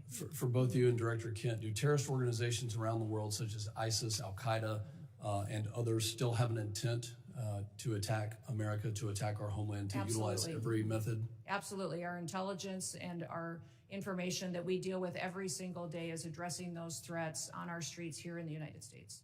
Director Kent, can you give us an idea of what those tactics, techniques, and procedures could be that we need to stay alert of? Honestly, the attacks of October 7th, the decentralized and just barbaric nature of that is the new terrorist playbook. They're not looking necessarily for a spectacular attack like we had on 9/11, but targets of opportunity like we tragically saw with the terrorist attack in Washington, D.C., these smaller cells or even individual operatives taking action. That's what has us very concerned, combined with just the sheer volume. My time has expired. Secretary, thank you for your commitment to reimburse taxes. I yield back. Gentleman's time's expired. I now recognize the gentleman from Rhode Island, Mr. Magaziner, for 5 minutes of questions. Madam Secretary, how many United States military veterans have you deported? Sir, we have not deported U.S. citizens or military veterans. I don't believe you served in the military. I haven't either, but I think you and I can agree that as Americans, we owe everything to those who have served our country in uniform, particularly those who have served in combat. Do you agree with that? Sir, I believe that people that are in this United States that are citizens have legal status here. Madam Secretary, we are joined on Zoom by a gentleman named Sejun Park. He is a United States Army combat veteran who was shot twice while serving our country in Panama in 1989. Like many veterans, he struggled with PTSD and substance abuse after his service. He was arrested in the 1990s for some minor drug offenses, nothing serious. He never hurt anyone besides himself, and he's been clean and sober for 14 years. He is a combat veteran, a Purple Heart recipient. He has sacrificed more for this country than most people ever have. Earlier this year, you deported him to Korea, a country he hasn't lived in since he was 7 years old. Will you join me in thanking Mr. Park for his service to our country? Sir, I'm grateful for every single person that has served our country and follows our laws. Can you please tell Mr. Park why you deported him? Every one of them needs to be enforced. But you understand that many veterans struggle with PTSD, many veterans struggle with substance abuse challenges. This man took 2 bullets for our country. You have broad authority, by the way, as Secretary, to issue humanitarian parole, to do deferred action. Will you commit to at least looking at Mr. Park's case to see if you can help him find a pathway back to this country that he sacrificed so much for? I will absolutely look at his case, but I want you Thank to you. remember that Madam our Secretary, the programs man need to have behind integrity you, as please well. stand up, sir. His name is Jim Brown from Troy, Missouri. He is a Navy combat veteran who served our country in the Gulf War. He's married to a woman named Donna, who came to our country legally from Ireland when she was 11 years old. She has lived here for 48 years. Because of you, Jim's wife, Donna, has been in prison for the last 4 months. She did not come here illegally, and she has never committed any crime other than writing 2 bad checks totaling $80 10 years ago. She is currently in prison and facing deportation. Ms. Noem, will you thank Mr. Brown for his service to our country? Thank you, Mr. Brown, for your service to our country. Now, what possible explanation can there be for locking up his wife for 4 months when she has committed no crime other than writing a couple of bad checks for $80? Sir, it is not my prerogative, my latitude, or my job to pick and choose which laws in this country get enforced. You have and broad which ones discretion don't. as the Secretary. We need to follow You can issue the law parole, you and can do all enforce kinds of the things, laws. but you're choosing not to. Will you commit, again, to just reviewing Donna's case and reuniting this combat veteran with his beloved wife, who also loves this country? I will review the case. Now, Madam Secretary, you've already heard the story of Lance Corporal Alejandro Barranco, the United States Marine veteran who is behind you, who also has 2 brothers who are United States Marines. Will you thank Lance Corporal Barranco for his service? Thank you for your service. His father, Narcisco Barranco, is a landscaper in California who has lived peacefully in our country for 30 years and has no criminal record.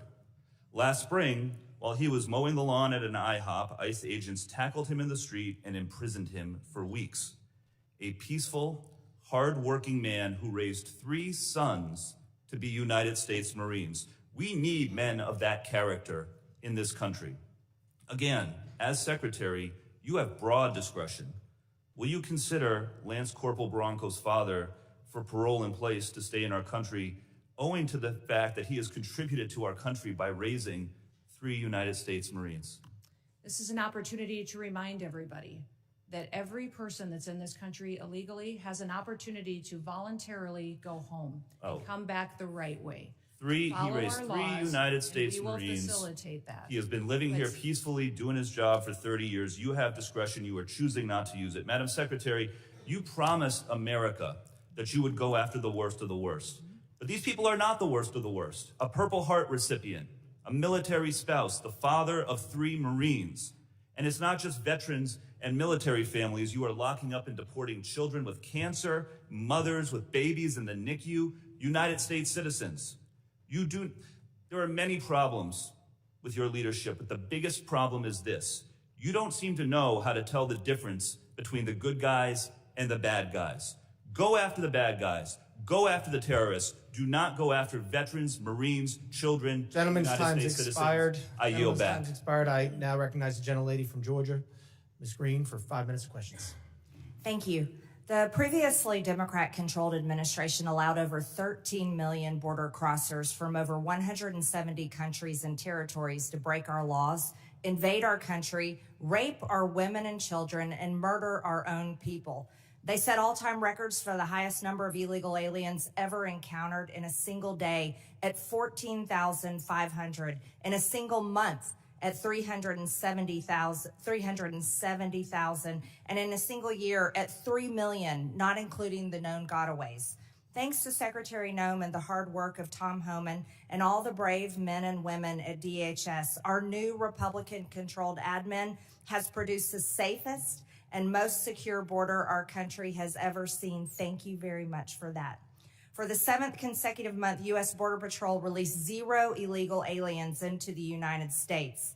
Daily average apprehensions at the southern border are 95% lower than the daily average under the last administration.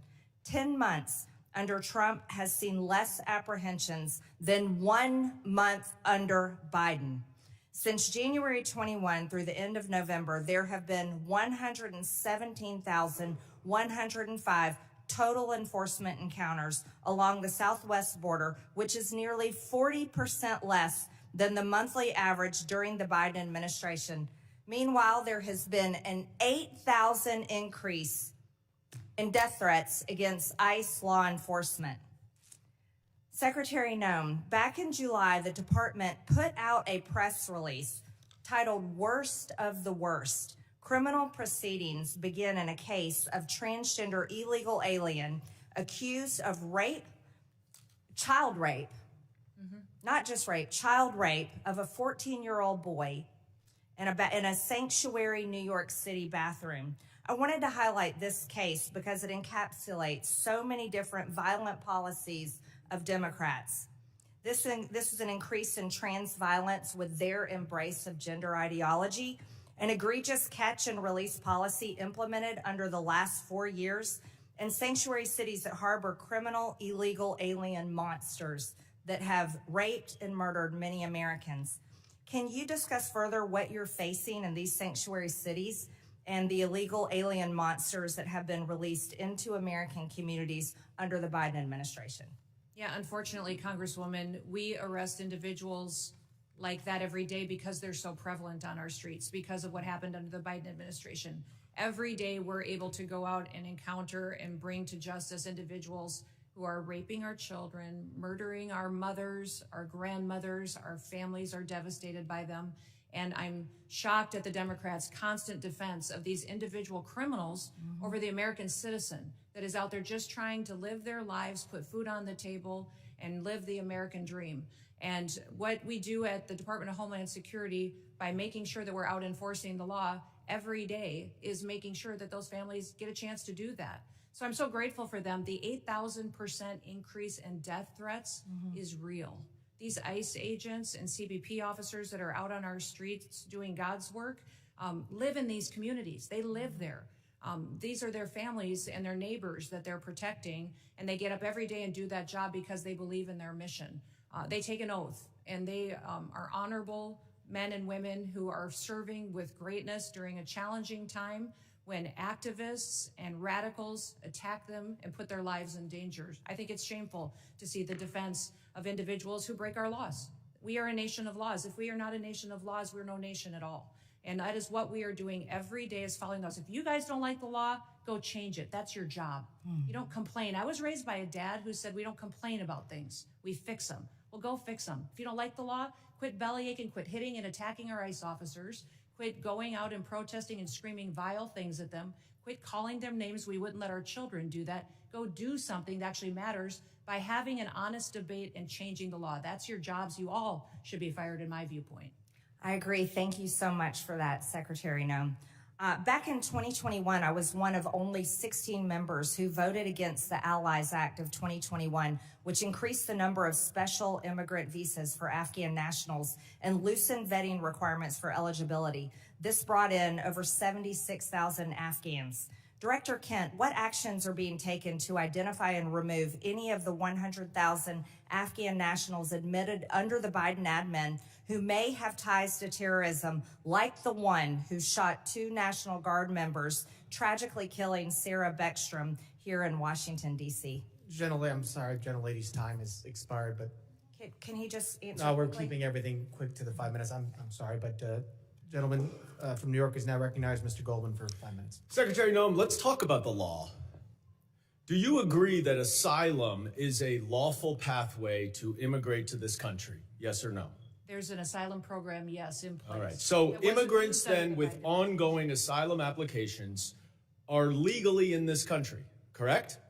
Excuse me, I'm sorry. Your question was? Immigrants with ongoing asylum applications are legally in this country. There are individuals in this country that have applications that And they are legally here because it's a lawful pathway, right? it's a lawful pathway. Okay, so And I if will- your department then deports anyone with an ongoing asylum application, you are violating the law, correct?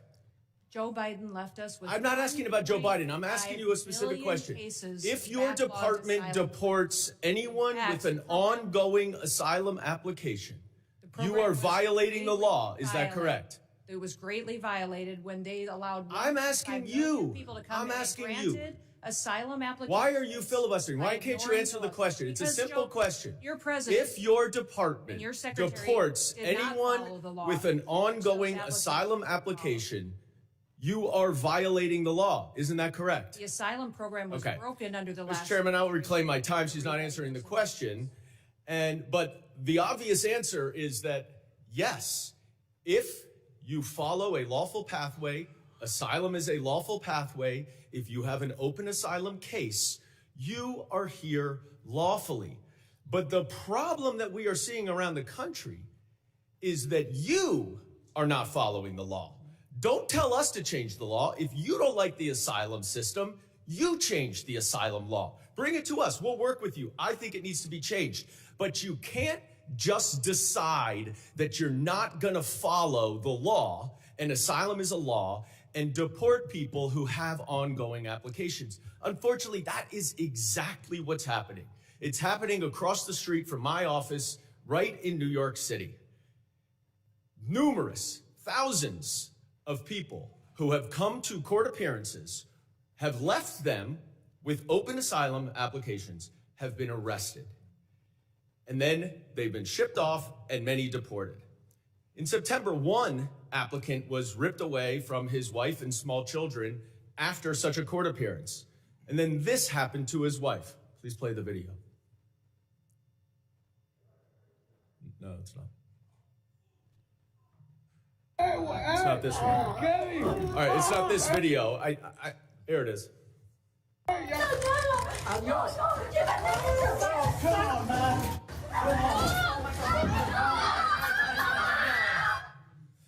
Now, after this incident, your department issued a statement that said the officer's conduct in this video is unacceptable and beneath the men and women of ICE. Our ICE law enforcement are held to the highest professional standards, and this officer is being relieved of current duties as we conduct a full investigation. 3 days later, you reinstated that officer and you put him back on duty. I sent you a letter and asked you what investigation was done and why was he reinstated. You did not answer that letter. So I'm going to give you an opportunity right here. to explain to me that if that officer's conduct was, quote, beneath the men and women of ICE, unquote, why did you reinstate him? Sir, that investigation was completed. I can give you that investigation and the information that you would like.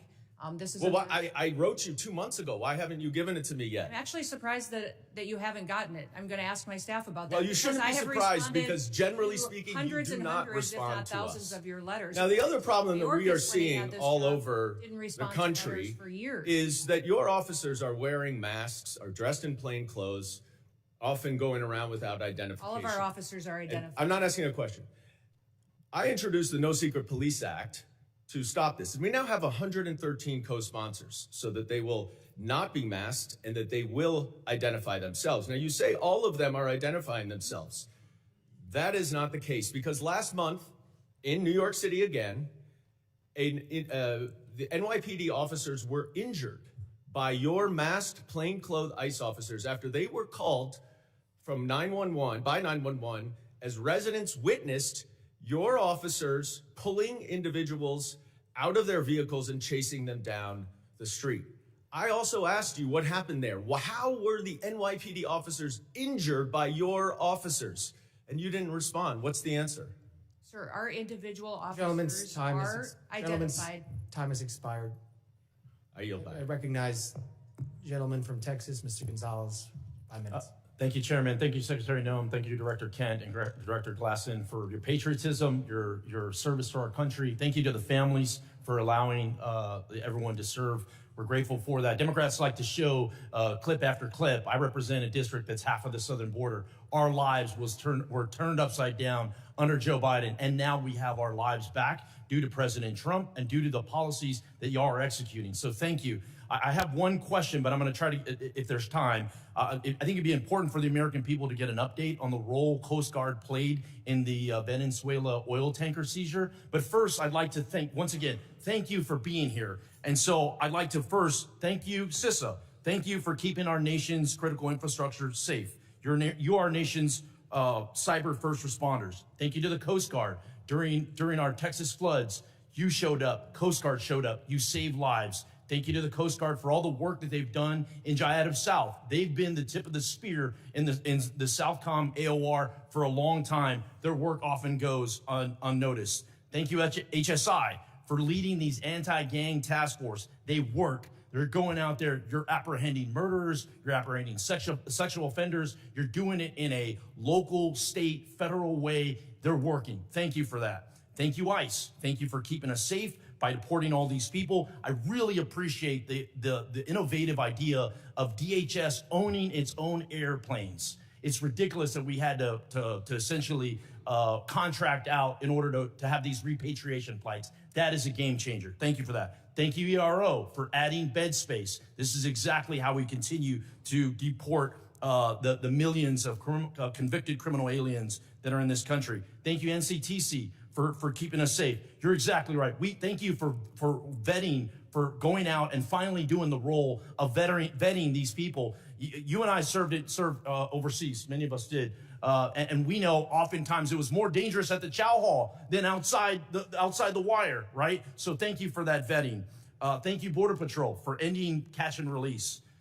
Thank you, TSA, for keeping us safe during all our travel, and then also looking into any future vulnerabilities. Thank you, Secret Service. Thank you for not only keeping our leaders safe, but a lot of people don't realize Secret Service is key to school safety. I think that's just so important. That brings us all together. I wanted to use the bulk of my time to just thank you, because we don't do that enough here. It's always finger pointing. It's always somebody else's fault.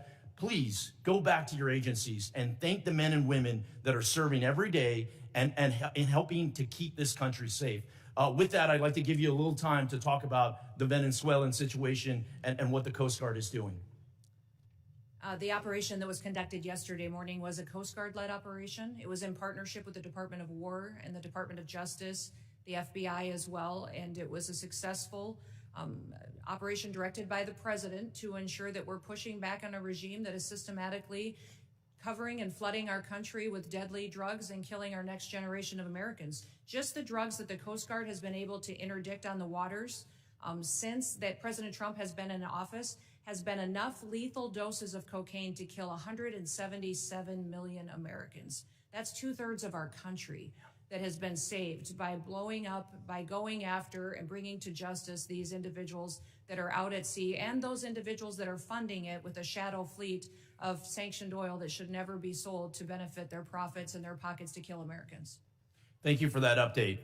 For many of us that served in uniform, oftentimes it was overseas. It was in the Middle East, or it was in Asia, or it was in Europe. And I think those AORs are very important. But for too long, president after president after president, our backyard has been left wide open, and we're completely shocked why all these terrorists are in our country and all these people are unvetted. All this chaos is happening when in our own backyard was unsafe. So thank you again for one. I know you traveled, you met with heads of state, El Salvador, Mexico, a couple that come to mind.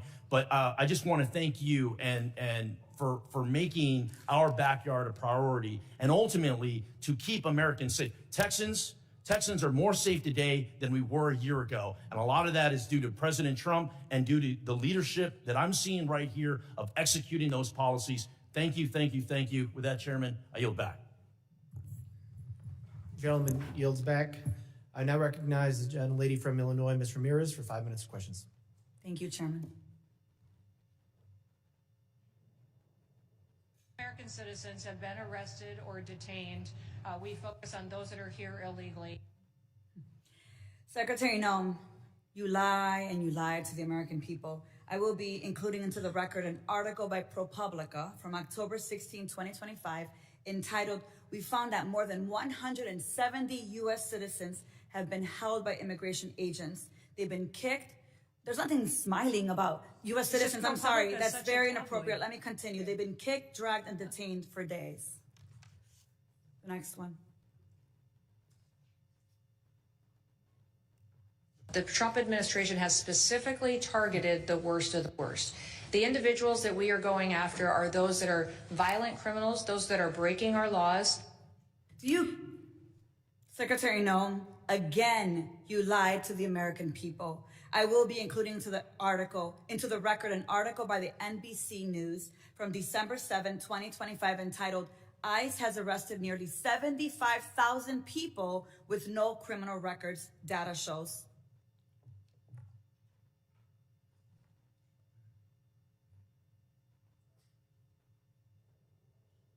The co-equal branch of government, and it is your obligation as a member of the executive branch to honor decisions made by the highest court of the land. Yes or no, Secretary?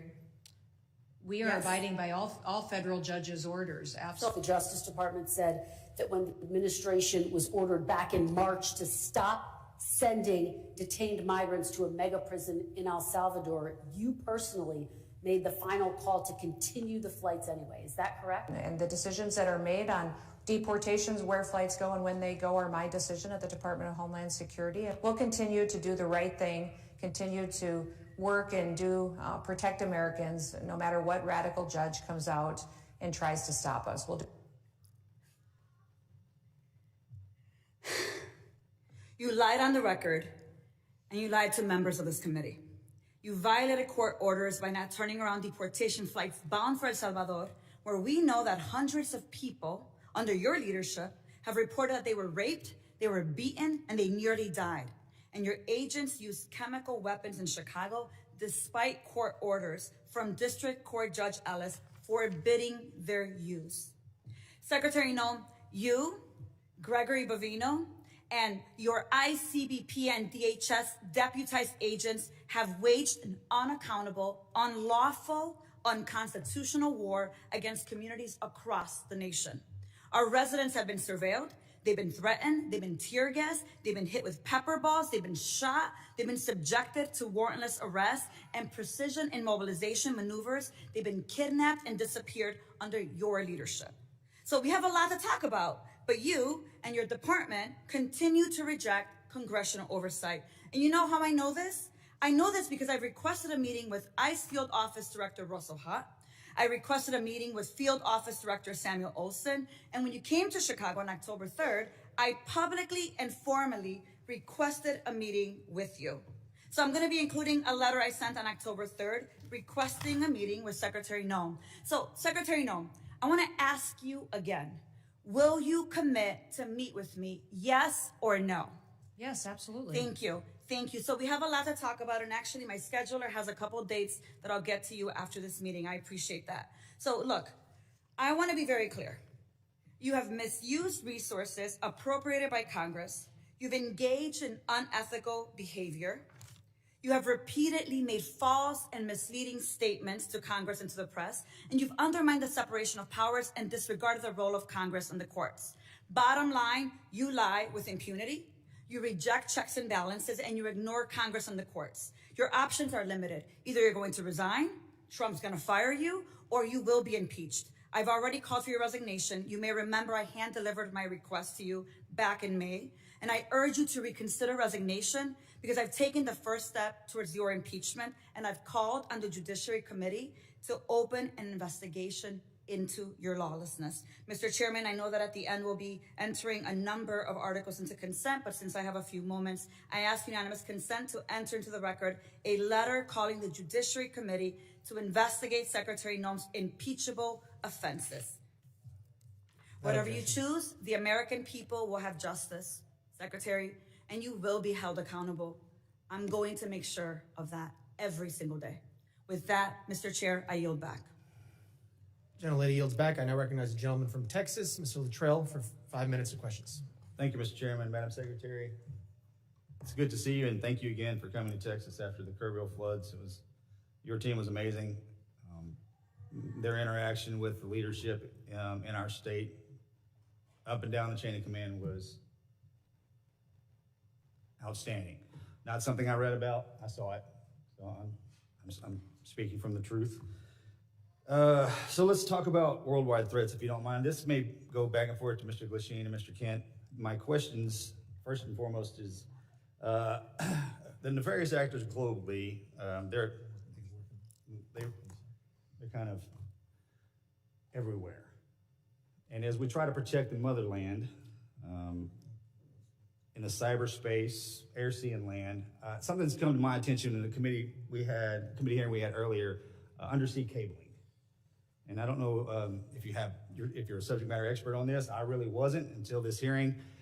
But a large amount of our information flows under the water, something that most people aren't aware of, but I can assure you that the bad actors globally probably are.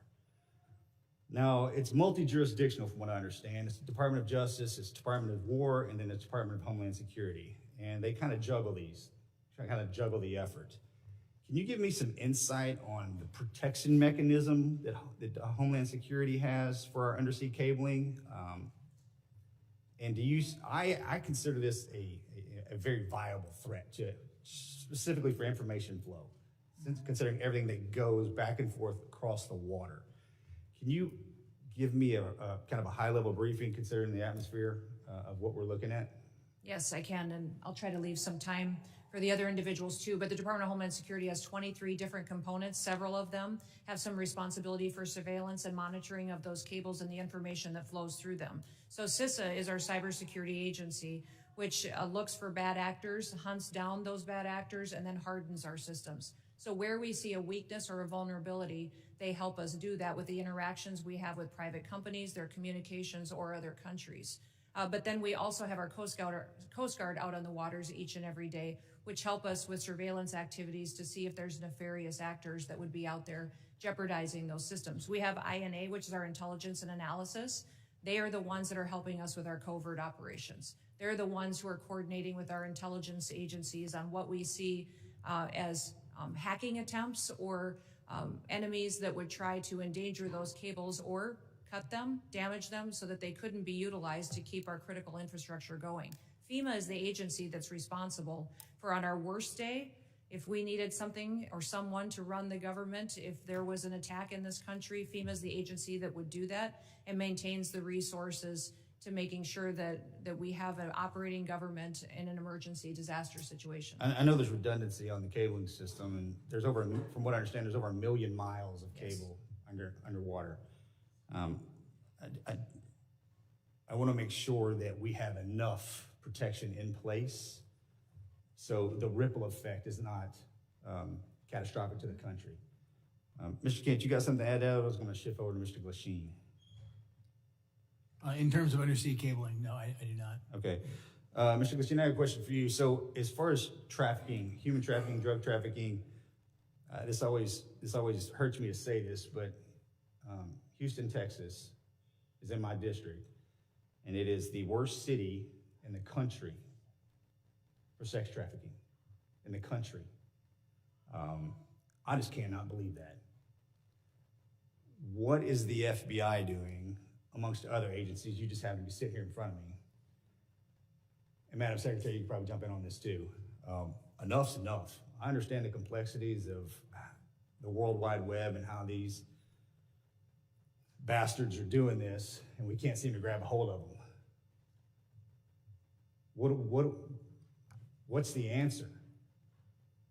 Our HSI investigators specialize in child trafficking and human trafficking. They get up every single day and hunt down those individuals that victimize our children and partner with nonprofits and other agencies with the FBI to do that. Yes, it's shocking to me that Houston is one of the hotbeds as well. We need to take a better look at this because we're losing. I mean, we're losing so bad, I don't even know how to define it. And this has been happening. I said this exact same thing to Mr. Mayorkas, and if I was here before that, I'd say the same thing again. It's just, we have not figured it out. Mr. Glasheen, you got anything for that? Yeah, I would tell you, it's been a priority with this director. And, so far this year, compared to last year, we have 300 plus human traffickers arrested, up 15%. I'm sorry, sir. Mr. Chairman, I yield that. I appreciate that, and I'll catch you after class. If one of the following witnesses wants to give him some time to answer that very important question, they could do that. Gentleman yields back. I now recognize the gentleman from New York, Mr. Kennedy, for 5 minutes. Thank you, Mr. Chairman. Secretary Noem, with about a year as DHS Secretary under your belt, there's no shortage of criticisms for me to choose from today. You've deported American citizens, bringing a level of inhumanity to this nation's immigration laws that I haven't seen in my lifetime. You've terrorized communities, including my own in Buffalo, New York, vowing to go after the worst of the worst, but instead detaining women, children, and hardworking individuals in pursuit of the American dream.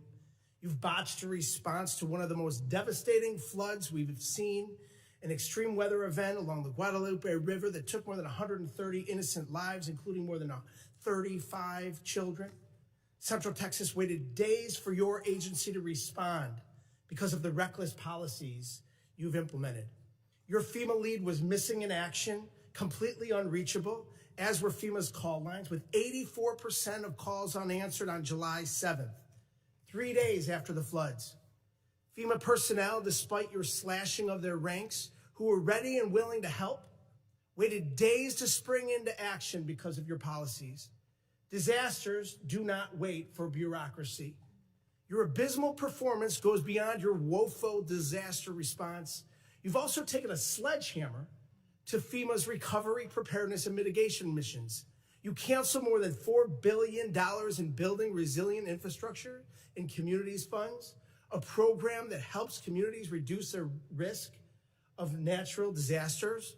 You withheld millions in FEMA funds for emergency alerting infrastructure found to be in violation of the Impound Control Act. You, perhaps most critical to my state of New York, canceled more than 90% of New York State's Homeland Security Program funding, including $134 million in urban area security initiative funds for New York City's greater metropolitan areas. You have mismanaged these grants to the point where cities and states, including New York, are suing you to recover counterterrorism funding that's lawfully theirs and that Congress intended for them to receive. It's a tragedy that we're here today discussing these cuts to counterterrorism and security grant funds for a city that was the main site of the September 11th attacks, the entire reason your department was established in the first place. As the ranking member of the Subcommittee on Emergency Management, it's my responsibility to show the American public how you've systemically upended FEMA and emergency preparedness as we know it. So I have a couple of questions. Simple yes or no answer will suffice. Would you agree with the national security officials' assessment that the United States has been operating in a heightened threat environment for several years now. Yes. Yes or no? Would you say New York City is susceptible to these kinds of security threats? Yes, and that's why they should spend. So with New York City $440 being the million number they one had in terrorist reserves target in the that nation, the federal government gave them with to New use York to City secure being their the number city, one, I which reclaim they my did time, not with New York spend. City being the They number did not one spend the security hundreds of threat in millions this of dollars nation, they had it's to secure their unconscionable city that you and would to cut release criminals on the street each and every day. $134 million in urban area security initiative funding for the city of New York. What compels you to knowingly make our cities less safe with these funding cuts? What compels you, your mayor, and your governor to release thousands of criminals on the streets rather than to turn them over to ICE? You'd rather release Secretary Noem, a murderer out on Secretary your Noem, street, you cut a rapist on your $134 street, million and honor our detainers. in You should funds honor our to detainers support the against violent security criminals of to get New them York out of New York City City. and the state of New York, the number one threat in this nation. In your own words, your cuts are blatantly political, callous, and outright dangerous. It's clear you have no interest in countering real threats in the homeland. While high-risk cities and disaster zones wait for help, you've devoted the past 11 months of violent raids, anti-police policies, and nonstop photo ops. You've brought shame to a department that was created after 9/11 in a time of unity to protect our people. Your failure to lead is a direct threat to the homeland security in our nation, and you should resign immediately. I yield back. Gentleman yields back. I now recognize the gentleman from Alabama, Mr. Strong, for 5 minutes of questions. Thank you, Mr. Chairman, ranking member, and members of this committee. I thank you, too, to our witnesses for being here today, for your work to protect the homeland in an increasingly complex threat environment. My question today focuses specifically on the evolving drone threat. Mr. Glasheen, the FBI's National Counter-UAS Training Center at Redstone Arsenal, is now the central hub for preparing federal, state, and local partners for drone threats at major events. What makes Redstone Arsenal such an effective location for this mission, and how does that setting support the scale of training required for World Cup, America 250, and the 2028 Olympics? Thank you for your question, Congressman. What makes Redstone a great partner for us is, one, the support that we have from Congress. Number two, the space we have there. The FBI has been in Huntsville for a long time. Huntsville also houses our Special Agent Bomb Technician Program, where we train bomb technicians, EOD professionals across the United States, and we model the Counter-UAS school off of that. So that proof of concept has been in place, and we're mirroring that process to train the Counter-UAS operators. Thank you. I was there for the inaugural graduation. I'm telling you, it was most impressive. I can assure you there's no other location in the country that offers the same mix of controlled airspace, testing ranges, partnered agencies, and mission infrastructure that the FBI has at Redstone Arsenal. Counter-UAS has the ability in Huntsville to jam, block, drop, intercept, and do forensics. As demand for this specialized training grows, what investment should Congress prioritize to ensure long-term stability for this mission at Redstone? I'd say yesterday, or the legislation in front of, I think, the Senate right now for the NDA, for the authorities, that'd be the first step to give us the ability to lawfully use the counter-UAS authorities. I think additionally, it is just like the computer technology, it evolves with the months. And so the counter-UAS technology is going to change, so have the appropriate funding and support to stay up with that technology so we can mitigate the threats that our nation faces. Thank you. Those graduates were from all over the country, and it was most impressive. Secretary Noem, this committee has failed to thank you for your faithful service to America. The southern border is closed. Human smugglers, drug traffickers, and illegal aliens that invaded this country from more than 160 different countries are being returned to the country of their origin. Fentanyl poisonings are down more than 35%. Secretary Noem, thank you for your efforts to keep these drugs out of our country in an effort to save a generation of Americans. It's not a Republican issue. It's not a Democratic issue. It's an American issue. And I thank you. Secretary Noem, many of the most advanced counter unmanned aerial systems technologies are being tested and evaluated in North Alabama. How is DHS ensuring that those capabilities transition quickly into field use, particularly ahead of these major events, and what more can Congress do to accelerate the pipeline? No, we appreciate the authorities that are necessary for us to operate, and standing up a drone program and counter drone program is one of the top 3 priorities of the department this next year to meet the threats that we face every day. Every day, our Secret Service, our Coast Guard, our Border Patrol are seeing drones used against them. Criminals using them to surveil them, to find out law enforcement operations, and to leak them and to put their lives in danger. So making sure that we have the ability to operate and to see far into the future and over our operations is important, but we also need the opportunity to take them down when necessary. We've seen the cartels using weaponized drones against each other. We know it's only a matter of time before we see that here on the Homeland. My job is to make sure that we're prepared and that we're equipped, and to advocate to you for the authorities that we need to make that happen. Thank you. With the new counter-UAS authorities expected to be enacted as part of the National Defense Authorization Act, the next challenge is execution.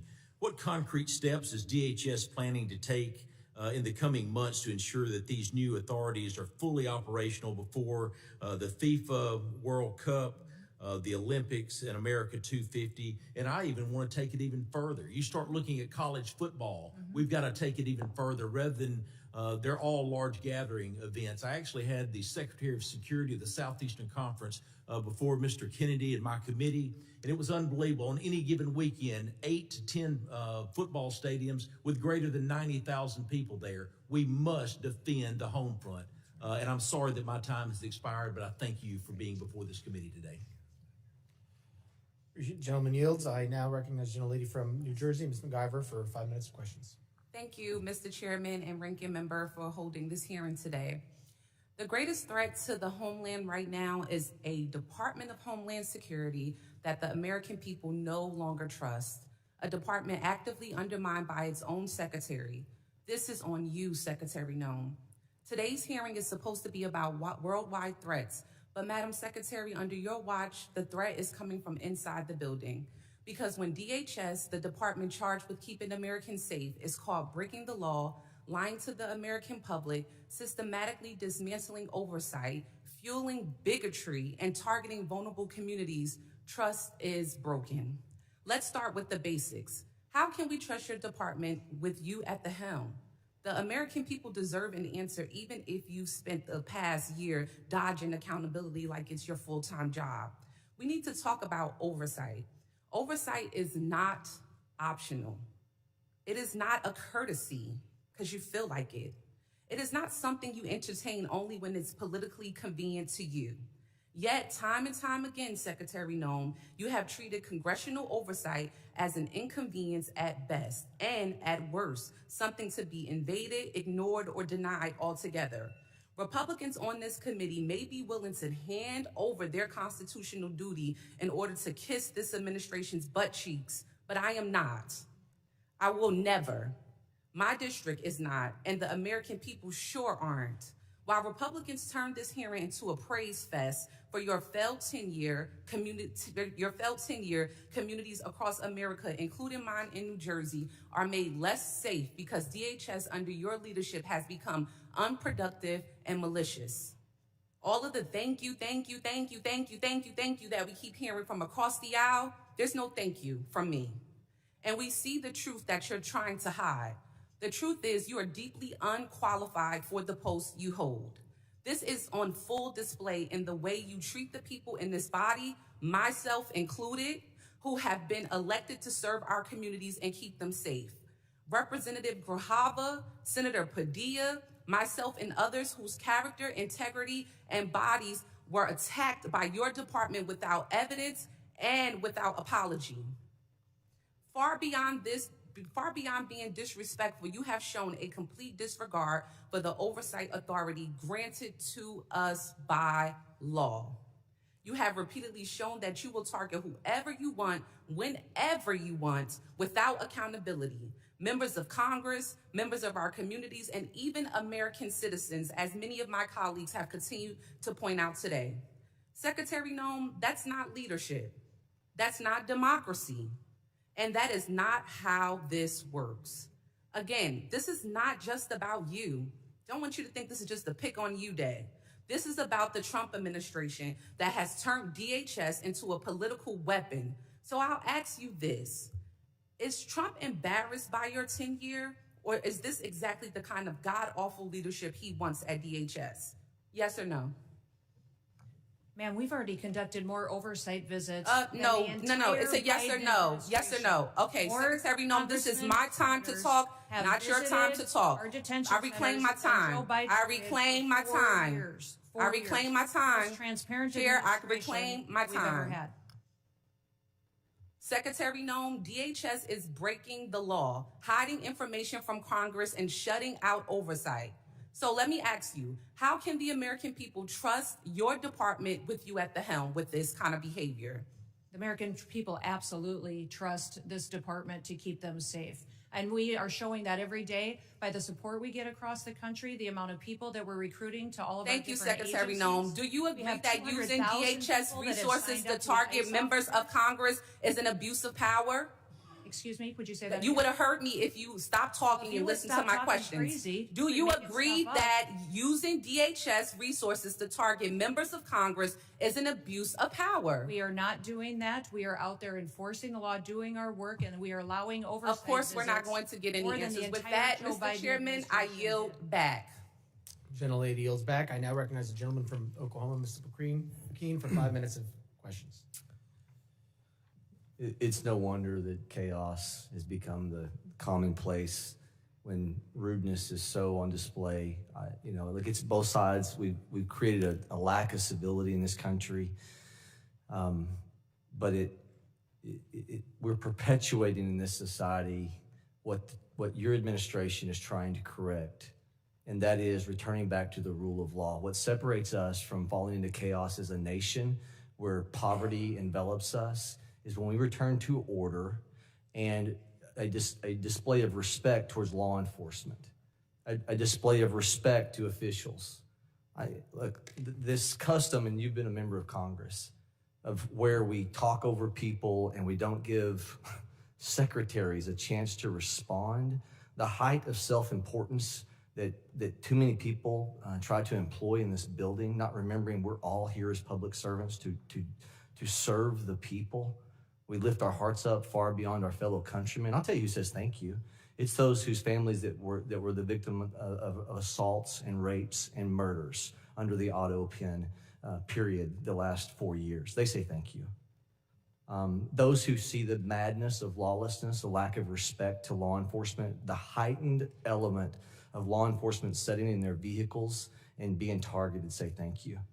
Those families of law enforcement whose addresses are being put out in public so they can intimidate not only the law enforcement officials, but their families to try to put them into a place of fear, say thank you for common sense returning back into this country. If we do not have a respect of authority, a respect of law enforcement, thank you for allowing arrests to happen when someone spits at law enforcement. Thank you. FEMA, you were assaulted a minute ago verbally over what you're doing with FEMA. I will tell you, as somebody that comes from a state that has more tornadoes, Oklahoma, than probably any other state, thank you for looking at how we can save money through efficiencies. Our state would love the opportunity of what this administration is talking about, of returning power and decision-making back to states. As I've said to you before, of a person who sat on a bulldozer watching the madness of trying to comply with EPA regs that have built their way into FEMA and people's homes destroyed. And as a state lawmaker, pushing timber around on a dozer trying to comply and get taking the time off from time of exercise as a lawmaker trying to help people. And I saw the craziness of federal regulations. Thank you for looking and not taking your foot off the gas of trying to put more money back into national security from the waste that has happened through endless regs. All right, now I'm going to get to a question, Secretary. Can I say something about FEMA? Absolutely, you can. Thank you. The only grants that weren't funded, the individual ones that you were talking about, mitigation ahead, were ones that were weaponized to fund the Green New Deal and for climate change. And those were redirected to true mitigation efforts. FEMA today is deploying resources 2 times faster on average than in history, which means the dollars are going out twice as fast than they ever have before. And the president, as soon as these disasters are happening, is deploying those resources to Republican and Democrat states. New Mexico, Texas, Alaska, they're all getting dollars immediately, and we're responding immediately to our people. I just have to actually leave this hearing early because the FEMA Review Council is giving their report today on suggestions for changes to FEMA. and Thank I you for have not to- taking your foot off the gas I have on to that. co-chair it, but I will be leaving soon to have to go do that. But those suggestions are Republicans and Democrats coming forward with how FEMA should go forward in the future based on the president's vision for making sure that states get the chance to manage it and that local emergency managers get the chance to go and help their communities in a much more efficient way. Take those monies and let's move them to true national security through waste and inefficiencies. Where we've deployed money for snow movement. We have deployed money previously to move snow that melts. Okay, I want to just throw this open to you and Director Kent, whoever wants to take this. We have to find a balance between making sure the First Amendment is preserved at all costs, but also protecting law enforcement. The social media heightened of a hearing that the chairman held last week, great hearing. How do we preserve, what ideas can we continue with to where the online enticement threats causing people to want to embolden themselves to then go act upon those threats that we see in social media. They say the magic words. They know it's not going to get them because they don't do a direct threat, but it's an indirect threat. It's all trying to accomplish the same purpose. How do we preserve the First Amendment? This is a lawmaking exercise of why we hold these hearings, not for show. How do we come up with a way to preserve the First Amendment and stop the insanity of these indirect threats that are going after your law enforcement officials? I apologize. The gentleman's time has expired. I know the secretary has to leave, and I would now recognize the gentlelady from Texas, Ms. Johnson, for 5 minutes of questions. I'm just going to take the position that she was scared of my questions. Mr. Chairman, if we could stop the clock and Oh, yes, wait no, till after all absolutely. this. Clerk will suspend. If we could reset the time, Yes. that would be helpful. We'll reset the clock.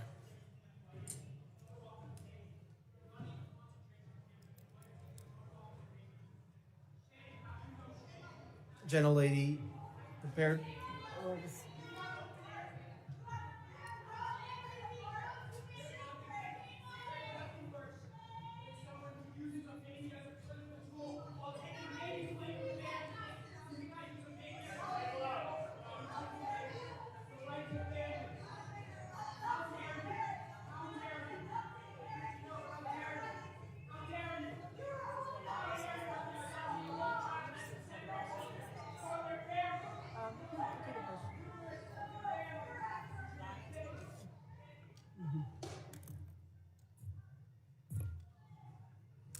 Okay. Thank you. Gentlelady's recognized. Yeah, thank you, Mr. Chairman. I just want to respond to a lot of what Secretary Noem has just testified to. And gentlemen, I have some comments that I hope you'll take back to the Secretary and to the department.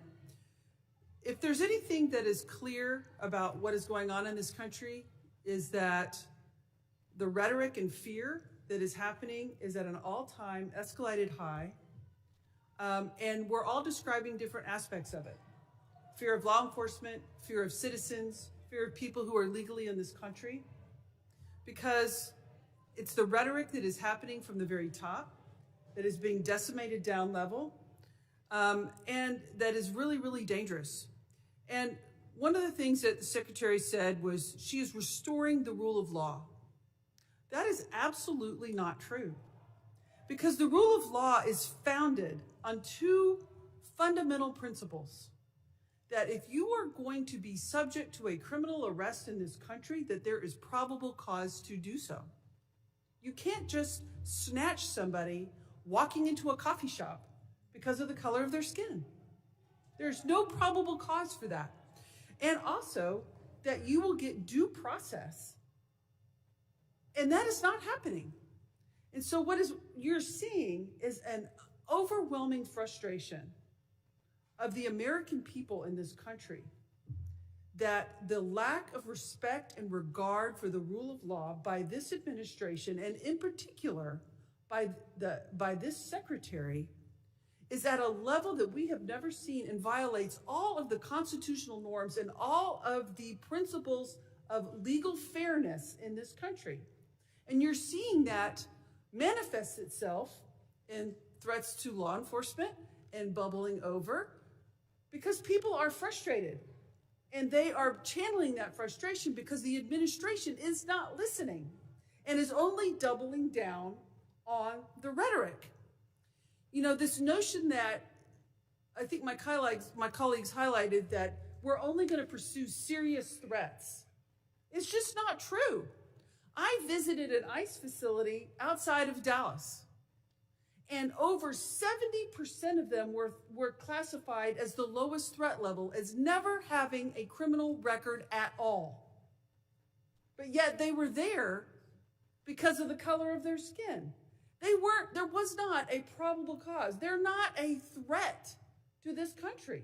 They have no criminal history at all. I fully support, as does everyone on this committee, Homeland Security focusing on threats to our national security. We want cybersecurity. We want terroristic threats from abroad to be stopped. Absolutely. None of us want a recreation of 9/11, but we also do not want, under any level, the trampling of our constitutional rights and the legal system of due process. I have a poster here to highlight 3 American citizens that were arrested by ICE who had done nothing wrong. They presented themselves as American citizens, but yet were still trampled, assault. One had broken ribs, a brain injury, an older gentleman by being knocked down to the ground after he said, "I'm an American citizen." But yet they did not stop. And that is a huge problem. When somebody says, "I'm an American citizen," to ICE, and ICE does not stop and continues to assault them and physically berate them and then hold them for days and days on end without a due process hearing, that is a problem. And it is not stopping.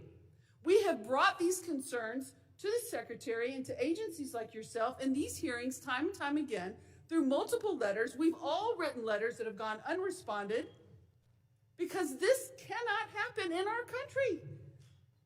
And the reality of it is, in any law enforcement situation, and what we have happening out into the public, is there are ICE agents and there are Border Patrol agents that are doing their great job. They're doing what they're supposed to do. But they're also bad actors. There are people who are exceeding their authority. The power's gone to their head. The intimidation is outrageous. And there's no effort to rein them in by the FBI. There's no effort to rein them in by the Homeland Security. There's no effort to overcorrect, just like one of my colleagues highlighted, the reinstatement of one that was inappropriate. And these efforts are breaking down the trust of the American people. I hope you take these concerns back because they need to be addressed if we're going to address the violence in this country. I yield back. Gentlelady yields back. I now recognize the gentleman from Arizona, Mr. Creighton. Thank you, Mr. Chairman, for holding this committee hearing today. Thank you for the witnesses. Director Kent, you talked about what keeps you up at night. I believe you said, we don't know who came into the country in the last 4 years.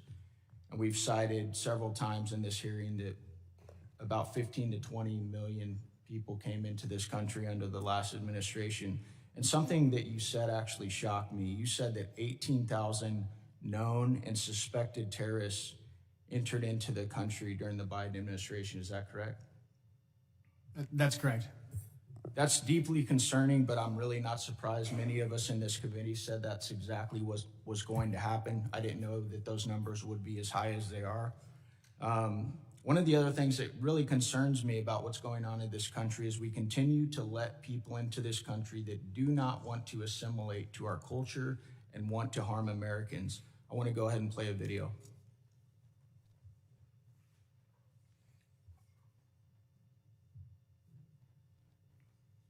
Law should be above the U.S. Constitution.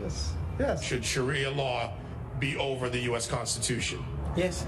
U.S. Constitution, which is made by people, and the Sharia law is made by Allah. So that is all the way above. That has to be definitely in the land, not for the America, for the whole world, would be above. So that should be above the U.S. Constitution. Yes. Do you feel more comfortable living under American law, or do you feel more comfortable living under Sharia law? Sharia law. I'm a Muslim. I prefer Sharia law. Sharia law, yes. You prefer Sharia law over American law? Of course, yeah. They always can come with the same accusations. This speaker supports death penalty for homosexuals. This speaker supports death penalty for this crime or that he is homophobic. These are general views that every Muslim actually has. Every Muslim believes in these things. If the law of the land is Islamic, we will respect the law of the land. What if it's not Islamic? If it's not Islamic, then the law of the land and those who make it can go to hellfire, honestly, because Allah said in the Quran, in chapter 33, verse 1, He said, O Prophet, fear Allah and do not obey the disbelievers and the hypocrites. You know why they're worried about the border? Watch this clip here that Vinny just sent with Al-Qaeda. I call upon every Muslim and the infidel, criminal, and arrogant United States. It does not matter if they're Arab, American, or other descent. I'm saying to all of them, revenge, revenge. Do not consult anyone by killing infidel Americans. You should have a lot of determination and a list of your targets should be effective. Director Kent, what do you think when you see a video like that? I think we didn't have control of our borders, and we don't know who's come into our country. However, we have had around 2.7 million individuals from Muslim countries and Muslim regions who came in under the Biden administration, who went through minimal to no vetting whatsoever, who probably share values like the folks that you saw on the screen. Director Kent, are you aware that when we invite people into this country and they become citizens, they swear an oath to defend and support the Constitution and the laws of the United States of America and against all enemies, foreign and domestic? Yes. What do you believe the long-term consequences will be if the United States continues admitting individuals who either openly reject assimilation into American civic culture or who falsely swear an oath to uphold the Constitution despite having no intention of honoring it? We simply won't have a country anymore as we know it. I think we can look to Europe and to the UK to see exactly where this leads. I agree 100%. Director Kent, are you aware of some of the differences between U.S. Constitution and common law interpretations of the Sharia law? I am broadly, yeah. What are the differences in your opinion, and I know you're not a doctorate on this subject, but between the First Amendment, which guarantees freedom of speech and the press, including the right to criticize religions, religious texts, and public figures without government punishment? Yeah, the freedom of speech, I think, is huge because you don't have that under Sharia law, and you also don't have the assumption of innocence under Sharia law as we do. Many interpretations of Sharia, blasphemy, criticism of the Quran or the Prophet Muhammad can be a serious offense, sometimes punishable by death. And there are many others that I don't have time to get to, but I wanted to bring that up today so that Americans understand the differences and why we need to be very careful about who we let into this country. I thank you guys for the work you do. I thank you for those underneath you working so hard to keep the American citizens and people safe. Thank you. Mr. Chairman, I yield back. Gentleman yields back, and I remind if you don't get to questions that you want to ask, you can submit them for the record. So we can do that at the end. I now recognize the gentleman from Puerto Rico, Mr. Hernandez, for 5 minutes of questions. I have some matters of interest regarding immigration and FEMA, but before that, Mr. Kent, does the Bible say anything about freedom of speech?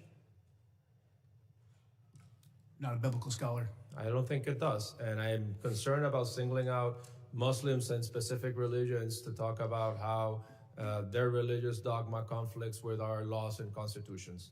I lament that Ms. Noem has had to leave early today, but I wanted to talk about the atrocities that the DHS's immigration enforcement and the pain it is causing in places like my home district of Puerto Rico. Just a few weeks ago, we witnessed ICE shove a pregnant woman. I cannot imagine, as an expecting father myself, the anxiety that family must have gone through when they took that person to the hospital and treated her for her injuries. Also, a few weeks ago, CBP detained Aracelis Terrero from the streets of Cabo Rojo. They put her on a plane, they sent her to Texas. She was in a detention facility. She was removed from the detainee location service, and she was not allowed to contact her attorney. Ms. Terrero was a domestic violence victim who was in Puerto Rico with a legal work permit. And I wanted to ask Ms. Noem if DHS policies allow CBP agents to detain persons who are legally in the United States. I wanted to ask Ms. Noem the legal authority behind the detention of Aracelis Terrero. I wanted to ask Ms. Noem why she was removed from the detainee location system. I wanted to ask Ms. Noem why Aracelis Terrero was not allowed to contact her attorney. Unfortunately, I predict that she would not have given us adequate answers based on the answers that she has provided to my colleagues here today. Now, I also wanted to raise a concern with Ms. Noem regarding TSA agents. In Puerto Rico, I witnessed how many TSA agents worked arduously without pay during the government shutdown, and how her announcement that they would get $10,000 as a bonus for working without pay during the pandemic actually created the opposite effect of boosting morale, because it was so selective that it excluded apparently most workers. And finally, I wanted to raise the concerns of red and blue mayors from Puerto Rico. I emphasize red and blue mayors, Republican and Democratic mayors, regarding her recent secret policy regarding transactions or grants for FEMA money that exceed $100,000. So to their surprise, they found out that grants and funding assignments exceeding $100,000 would now need to be approved by Secretary Noem. But there was no transparency regarding that rule. And we have no information regarding the application and the enforcement of that rule. And I sent her a letter with 15 other members asking those questions, and I got a letter in response that has no answers to these questions. And I wanted to urge her to reconsider this policy that is delaying aid and reconstruction funds for the people of Puerto Rico, which are still suffering 9 years after Hurricane Maria, and that this is affecting Republicans and Democrats, that reconstruction should not have a party ID, and that instead of fighting the bureaucracy, this has made the bureaucracy worse. But unfortunately, Secretary Noem left early, and we are left expecting these answers. Thank you, and with that, I yield back. The gentleman yields back. I now recognize the gentleman from Tennessee, Mr. Ogles, for 5 minutes of questions. Thank you, Mr. Chairman, and thank you to the witnesses. Let's be clear. The United States of America is safer today because of President Trump. The United States of America is the dominant predator across all landscapes because of President Trump. We have restored our status as the global leader because of President Trump. Hard stop. Now, when we look at the topic of the hearings, the objectives, there were 6 bullet points. I'm going to hit the highlights, examine the full scope of evolving threats facing the United States of America, particularly on readiness at the federal, local, and state level. Highlight the significant, number 2, the significant national security gains achieved by President Donald Trump. 3, review the Trump administration's efforts to reverse the damage caused by the Biden border crisis. 4, analyze the scale and scope of cyber threats, which is my area as the chairman of the cyber subcommittee. 5, discuss the evolving terrorism landscape, including FTOs, HVEs, and DVEs. And 6, evaluate emerging unconventional threats. Unfortunately, my colleagues must not have read the memo, because that's not what they've talked about. They want to talk about ICE and immigration. So let's talk about that. You know, in 1965, we passed the Hart-Celler Act. Since that time, we've seen chain migration on a scale that, quite frankly, I'm not sure even the progressive liberal authors of that bill could have possibly imagined. In that amount of time, we've seen 60 million migrants come into this country, most of which, 90%, from third world countries. There are roughly 300,000 Afghans in America, 200,000 of which came under Biden. Approximately 45% of Afghans are on U.S. food stamps. Afghans under the Biden administration have an unemployment rate double that of Americans. 68% of Afghans are on Medicaid. Let's go overseas. And so if that sounds like political rhetoric, let's look at the facts. Paris, 48% of crimes committed by foreigners, most of which were Muslim. Overall crime has surged since the Islamic migrant influx. That is from the French Interior Ministry. London, 40% of sex crimes are committed by foreigners, most of which are Muslims. That's the Metropolitan Police Department. Rome, 83% of 2024 street robberies by non-EU citizens, almost all of which were Muslim. Sexual assaults, 69% Muslim, Italian police reports. Minneapolis, here in the Homeland. Violent crime in Cedar Riverside, a Somali hub, rose 56%, 2010 to 2018. Dearborn, Michigan, crime 105% above the national average. Hamtramck, outside of Detroit, 92% of assaults by Muslim immigrants. Drug arrests, 85% Muslim immigrants. Now let's go to Nashville, Tennessee, where a Somali man, a migrant who came in 2015, raped to death a woman on the steps of a church. I've had enough. I've said it once, and I'll say it again. Deport them all.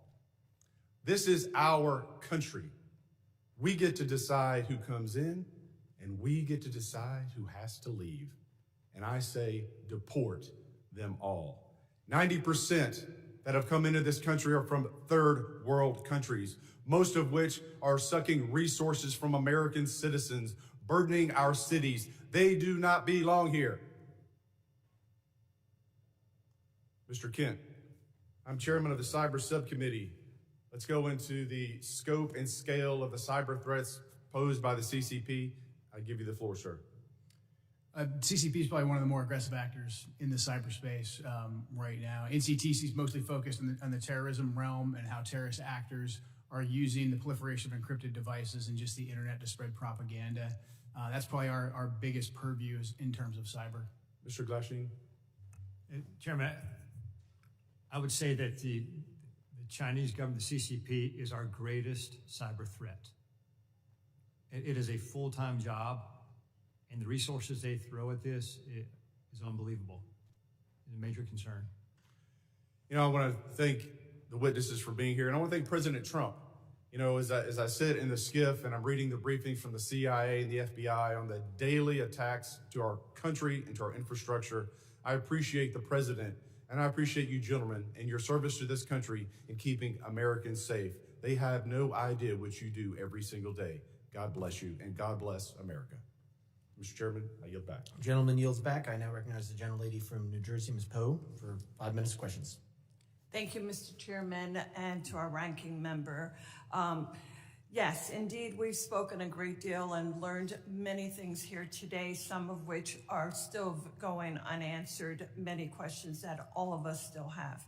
And there are a vast number of threats that endanger our homeland, from increasingly sophisticated state-sponsored terrorist networks to evolving technologies. Our law enforcement agencies are engaging criminals on multiple fronts and facing significant demands every single day. Next year, there will be an increasingly heightened threat environment in my district in northern New Jersey as we host the World Cup. Federal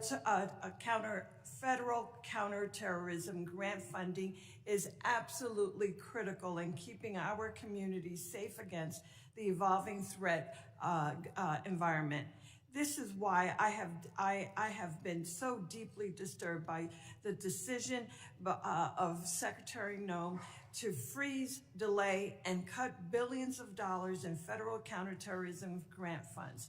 In February, her department, DHS, froze billions of dollars in counterterrorism grants that had already been awarded to states and cities.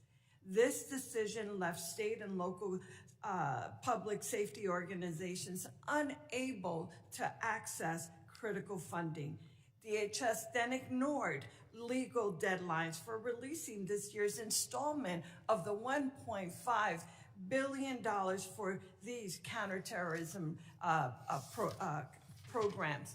And when DHS finally released this funding, she abruptly and illegally slashed funding to states with Democratic governors like New Jersey.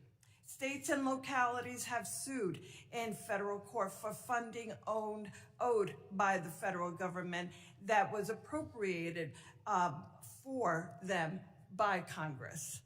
In October, I sent a letter to Secretary Noem, and if she was here, I would be saying this directly to her, signed by all of my Democratic colleagues in New Jersey's delegation, demanding that she stop playing politics with federal counterterrorism funding and immediately restore New Jersey's allocation. Specifically, I'm referring to the 50% cut to New Jersey's allocation of the Homeland Security Grant Program, which includes the Urban Area Security Initiative and the State Homeland Security Program. This is the single largest preparation grant program in the Federal Emergency Management Agency. New Jersey has relied on these federal grants to respond and prepare against terrorist attacks. When she published the notice of funding opportunities for the Homeland Security Grant Program, she stated that her intent to allocate this funding was going to be based on statutory risk assessment and an analysis of relative risk to terrorism faced by the 100 most populous areas in the country. Under this process, New Jersey was preliminarily allocated around $19 million, but DHS final award notification, our state received just $9 million. The final award notification failed to explain why such drastic cuts were made. Instead, she simply stated that it was done, quote, per DHS directive. To this day, we have still not received, I have not received a response to my letter. And I absolutely cannot understand and am so incredibly disappointed by the fact that this administration continues to try and attempt to walk all over this body. Congress is Article 1 branch, and we demand that we've received the respect that is due and that she respond to the questions, and that is her responsibility and her job. Mr. Chairman, I yield back. Thank you. Gentlelady yields back. I now recognize the gentlelady from South Carolina, Ms. Biggs, 5 minutes of questions. Thank you, Mr. Chairman, and thank you to the witnesses for being here today. I know you have a really difficult job. I want to take a moment just to highlight the fantastic work of the Homeland Security Advisory Council. I think when I say this, I speak on behalf of our entire South Carolina delegation when I say that I'm pleased to see South Carolina's own Governor Henry McMaster appointed to chair the HSAC. Since its inception in 2002, the Council's mission has been to offer the department real-time advice across the whole spectrum of security issues, and I think this is especially critical for a state like mine in South Carolina, where we face everything from severe weather events such as Hurricane Helene to major port security and cyber security concerns. But I'll move on, and I would like to direct this statement to Director Kent. China is and has been for quite some time the primary great power competitor to the U.S. I think some of my colleagues have already established that today. And I think we've identified the pacing challenge for our national security strategies. Chinese companies have made land acquisitions near sensitive military sites in the U.S., and Chinese researchers have engaged in espionage and intellectual property theft. Chinese national encounters at our northern and southern borders surged in fiscal year 24, and China remains the primary supplier of precursor chemicals contributing to American overdose deaths. So my question, Director, is to what extent do you see a nexus between China's destabilizing activities and the terror threat landscape in the United States? Thank you for the question. That's a very important topic, especially in terms of fentanyl and the precursors the Chinese Communist Party provides. Working directly with the cartels, we have agents of the Chinese Communist Party, some directly affiliated and some indirectly affiliated, that are working with the cartels to continue to change essentially the recipe of the fentanyl. Because as we designate these different precursors and they kind of fall off the market or become more regulated, these advanced chemists will then come into play, and they're the ones that provide the new ingredients, the new ways to manufacture fentanyl that kills American citizens. So this is something that we're looking at, in particular, the relationship between these Chinese actors and the Mexican drug cartels. Well, thank you so much. And sir, if you have any additional information, I'd be happy to hear. Yes, ma'am. Thanks for the opportunity. I think to your question is, if our country's destabilized, it creates a lot of vulnerabilities for us. And whether it be the fentanyl is what you're talking about here, it could definitely affect our national security. Regarding the fentanyl, one thing Director Patel recently did is we've recognized the challenge that fentanyl faces in the United States.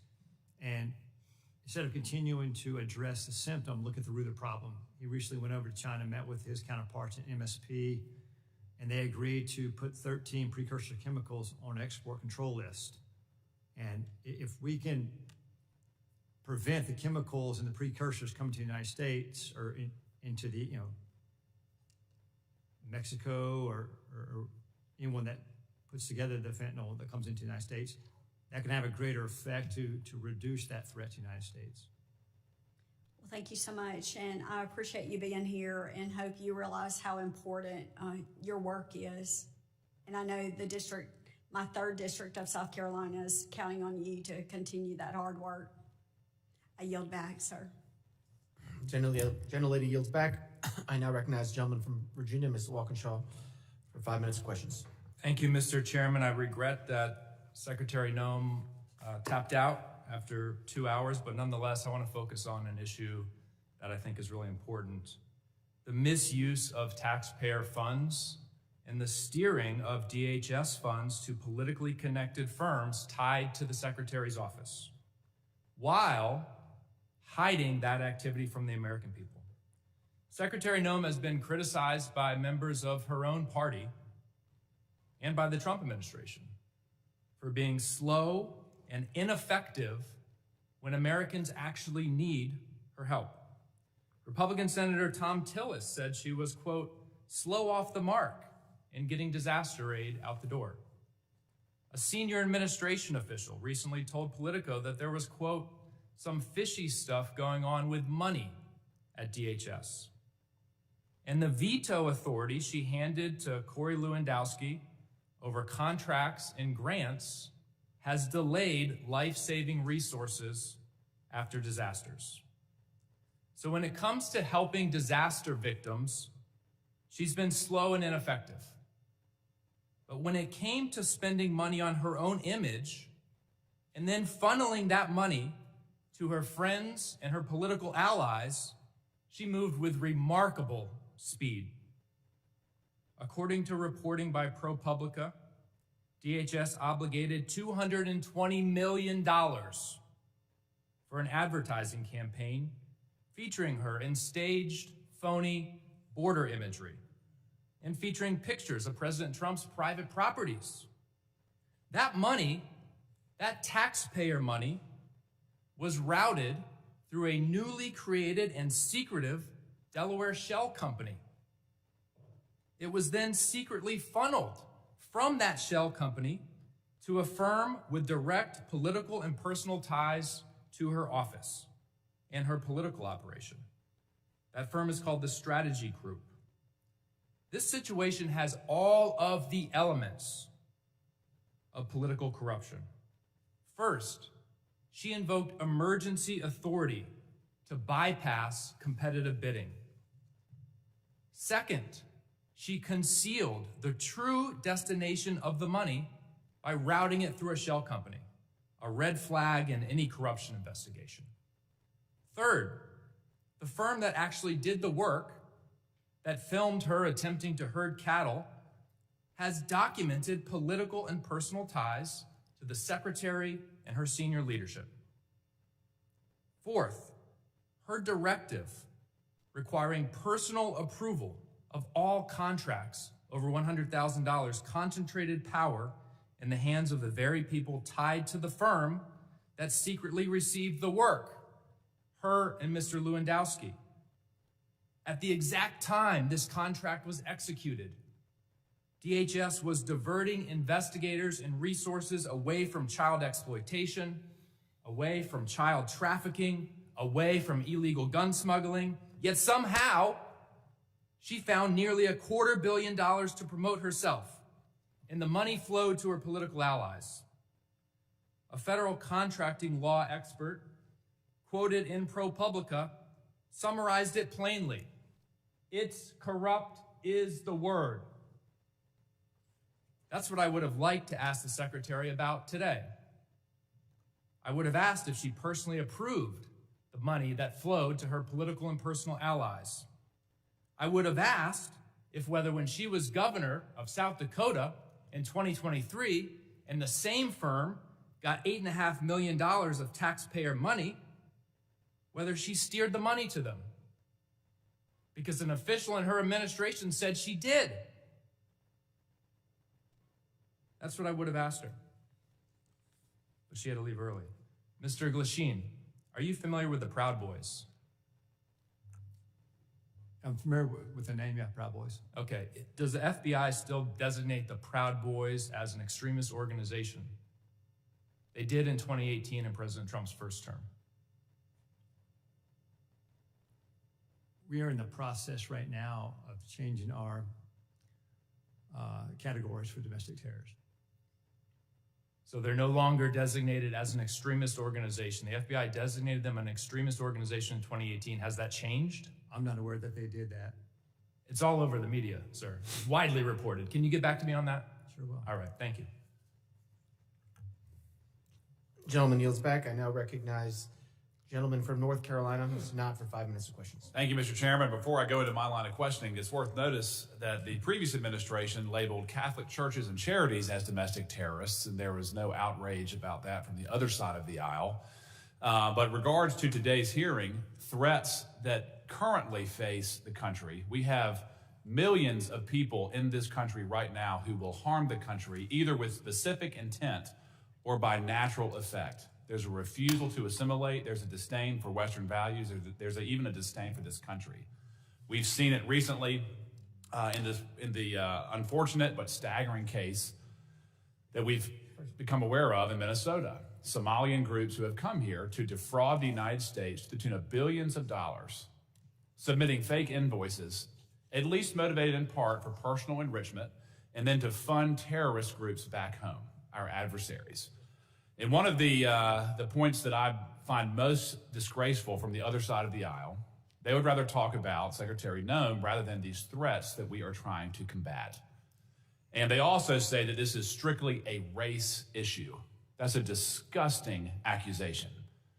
From my experience in law enforcement, there were people from all over the world who exploited the open border policies or weak legal immigration policies to come here, whether they were from Eastern Europe, China, Russia, the Middle East, Northern Africa, Pacific Islands, and of course, South America. It's a full world problem that is operating inside of our borders. So, Mr. Kent, let me just start with you. How can we programmatically identify, again, these threats that arrive at the point of millions of people who are here specifically harming the country?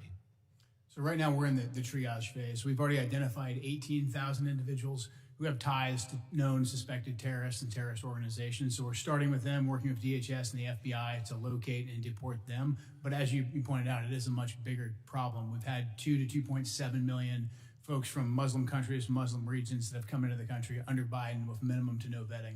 Well, I asked you the question, how do you vet someone that doesn't come from a functioning country? Exactly. You simply can't. That's why prior to the Biden administration, these individuals, even ones who wanted to claim asylum, they had to go to the first safe third country. And it would take 18 months to 2 years to properly vet them. Biden threw all of that out the window. We were assured by Secretary Noem's predecessor that every Afghani refugee who came in under the asylum program was thoroughly vetted. Was that true? That was a lie. Any of those individuals who were vetted, such as the terrorists in D.C., they were vetted under a war zone standard to see if they could serve as a soldier or as a guard or a cook or something like that, to see if they posed a threat to us tactically in Afghanistan or Iraq, but not to be our neighbors. Two completely different systems of vetting. The Biden administration used the tactical vetting as a ruse to get millions of people into the And then once they were here, we have eyewitness testimony that they were deployed to military bases and then picked up by people who were already in the country, never to be seen again. Is that consistent with what you've seen in your current position? Absolutely. We're having a hard time running down where a lot of these individuals are. That's why we haven't been able to locate and deport all of them rapidly. What tools can we assist you with in identifying these self-radicalizing circles who are inside the country currently? One thing that I want to be sure that the people who are watching this know is that the shooter who committed the act of terrorism against the 2 National Guard members, he was radicalized here. Yeah.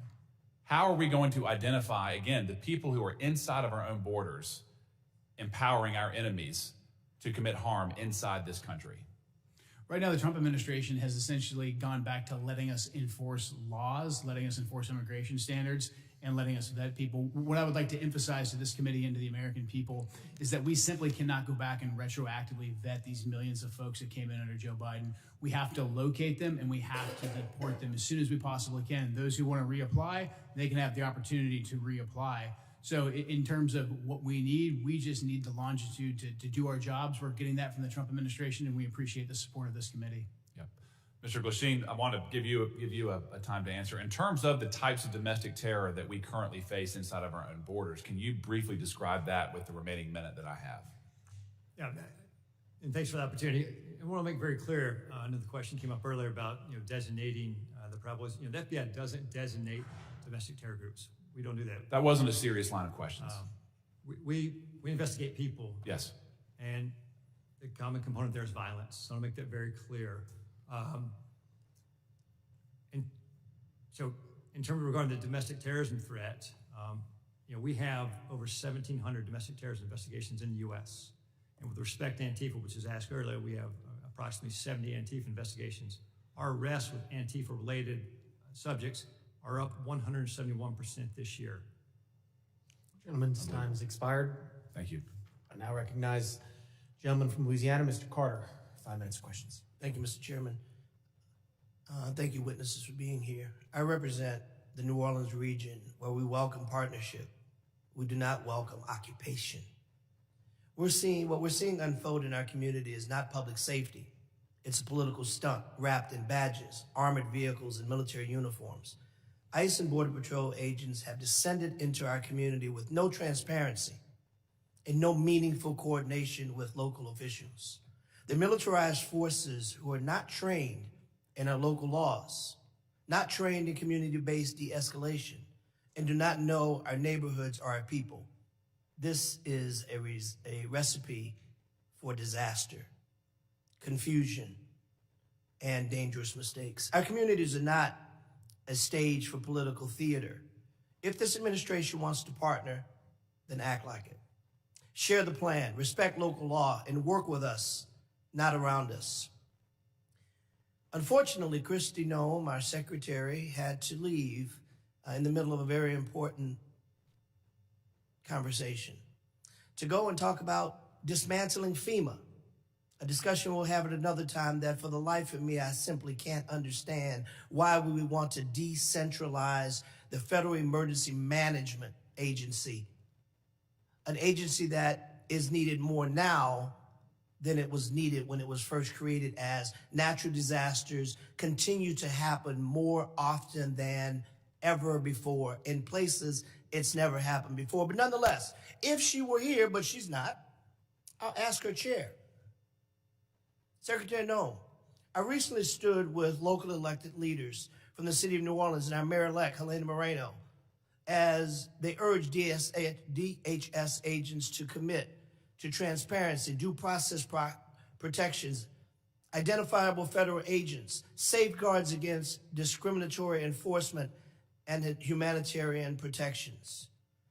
I would ask her if she were here, but she isn't.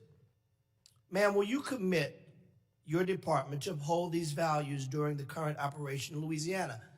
Apparently they aren't doing that, but because I know both of you are capable of answering this question and are, in fact, civil servants that have demonstrated in your career that you do understand transparency, that you do understand the Constitution. So I'll ask you the question, do you think this request from our mayor-elect in New Orleans is a reasonable one? Is it reasonable to ask that agents commit to transparency, due process protections, identifiable agents, and safeguards against discriminatory enforcements? Yes or no? Do you think that's a reasonable ask? Yes or no? Is that reasonable? Sounds reasonable, yeah. Thank you. Do you think it's reasonable, sir? Sounds reasonable. Thank you. Secretary Noem, the masked officers you sent into the streets of New Orleans are attempting to arrest and abduct and detain anyone that looks like a migrant. I got to ask the question, what does a migrant look like? Do you know what a migrant looks like, sir? Yes. Can you define what a migrant looks like to you? I cannot. Thank you. Can you tell me what you think a migrant looks like?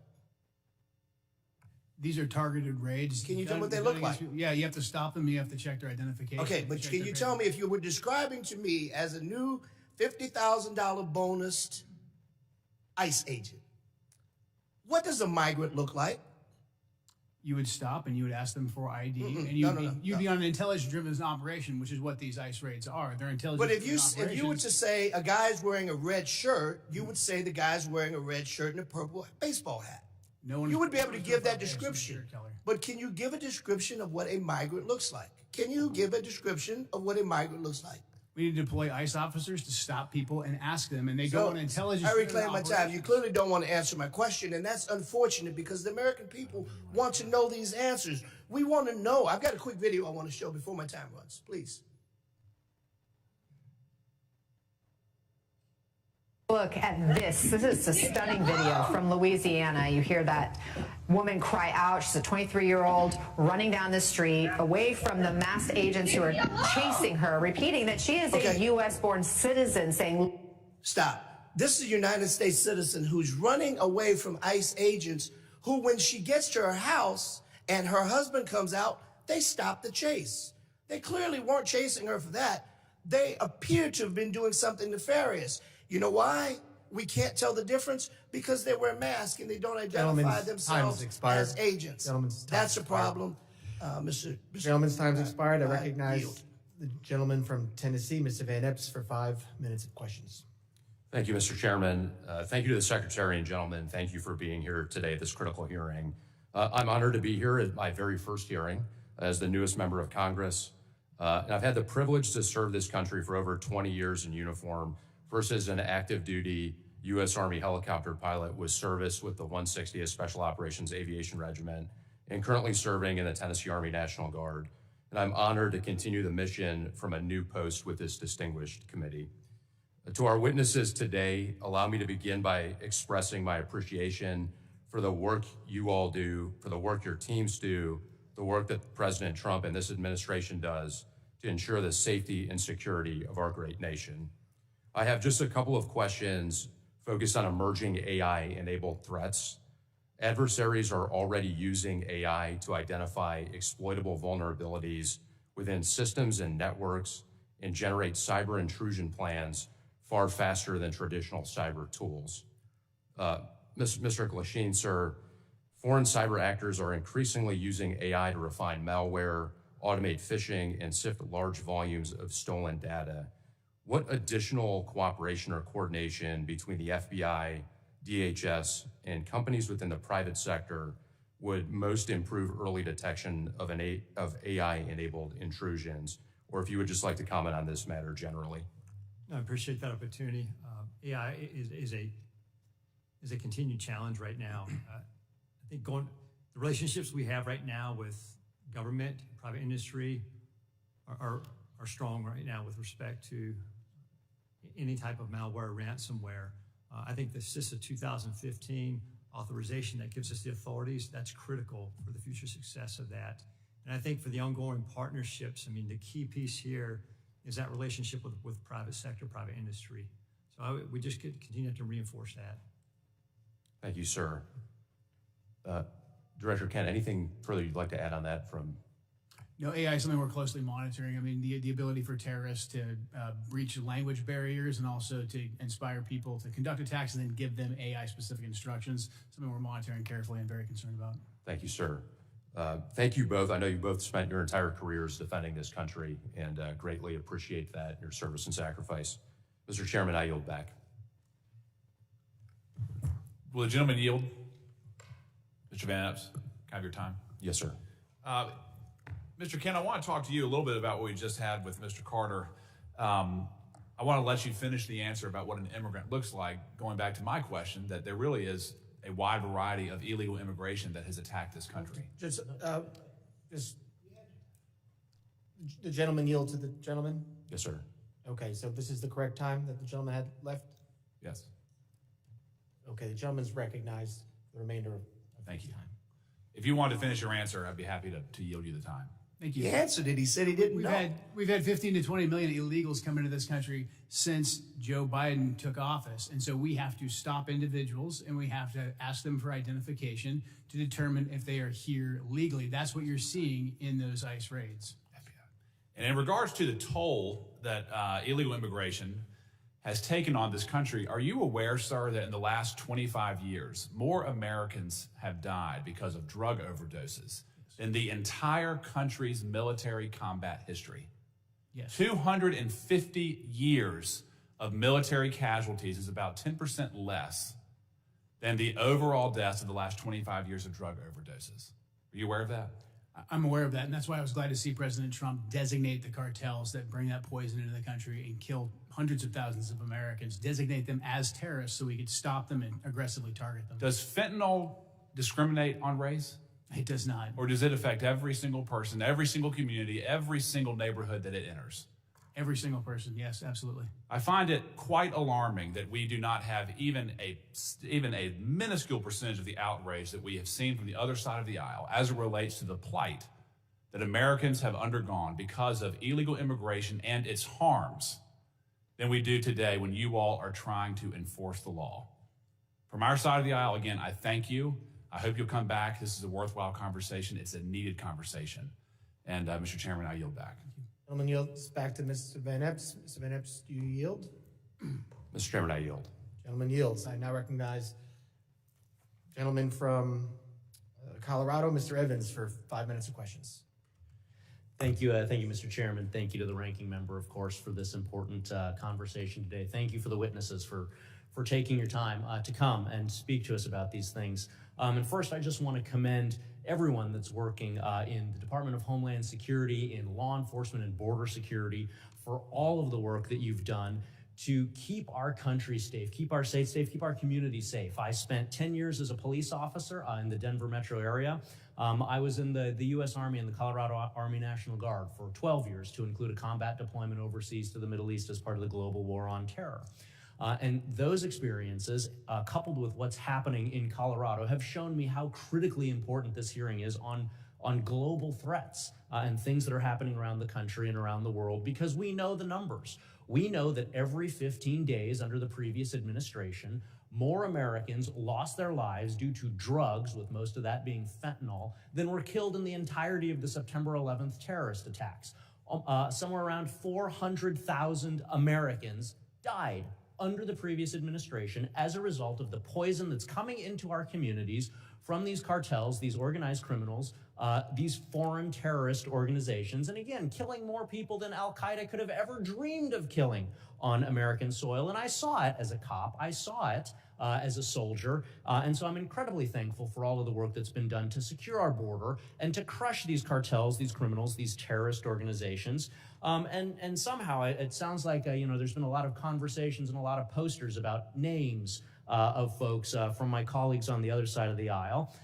As cops, we all know this. We have what we call in cop slang the Book of the Dead. All of the bad things that you see as a cop And so I don't have a poster up here because I don't want to traumatize the public with the things that I had to see and that my brothers and sisters had to see during my 10 years in law enforcement. But it's the names and faces of some of those 400,000 Americans who died as a result of this poison coming into our community, peddled by cartels and drug dealers and traffickers. And it's names. One of my constituents that was with me here on Capitol Hill earlier this year, Liz Hardy, lost a daughter, Brooke Hardy, to fentanyl.